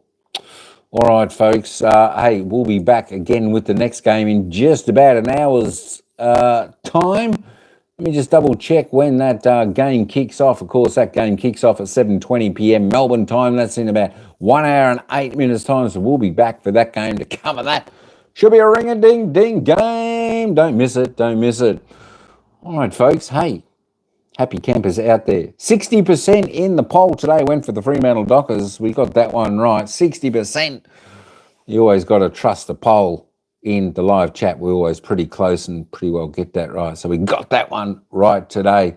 But exciting footy still to come. Still 2 more games to round out the home and away season of 2025. And of course, both of the next games will it'll change the ladder positions, and then we're going to find out. So they're a big difference, these 2 games coming up. So live games, so it should be fantastic. All right, folks. Hey, that's all I've got for this one. Thanks all for tuning in. Happy Freo supporters out there. Well done. Commiserations to the Dogs, but you're still a chance if the Bombers can topple the Gold Coast Suns Wednesday. So you're not out of it yet. All right. Hey, that's it. I'm out. Thanks, everyone. Until the next game. In about an hour's time, ciao for now. We'll see you at that next game.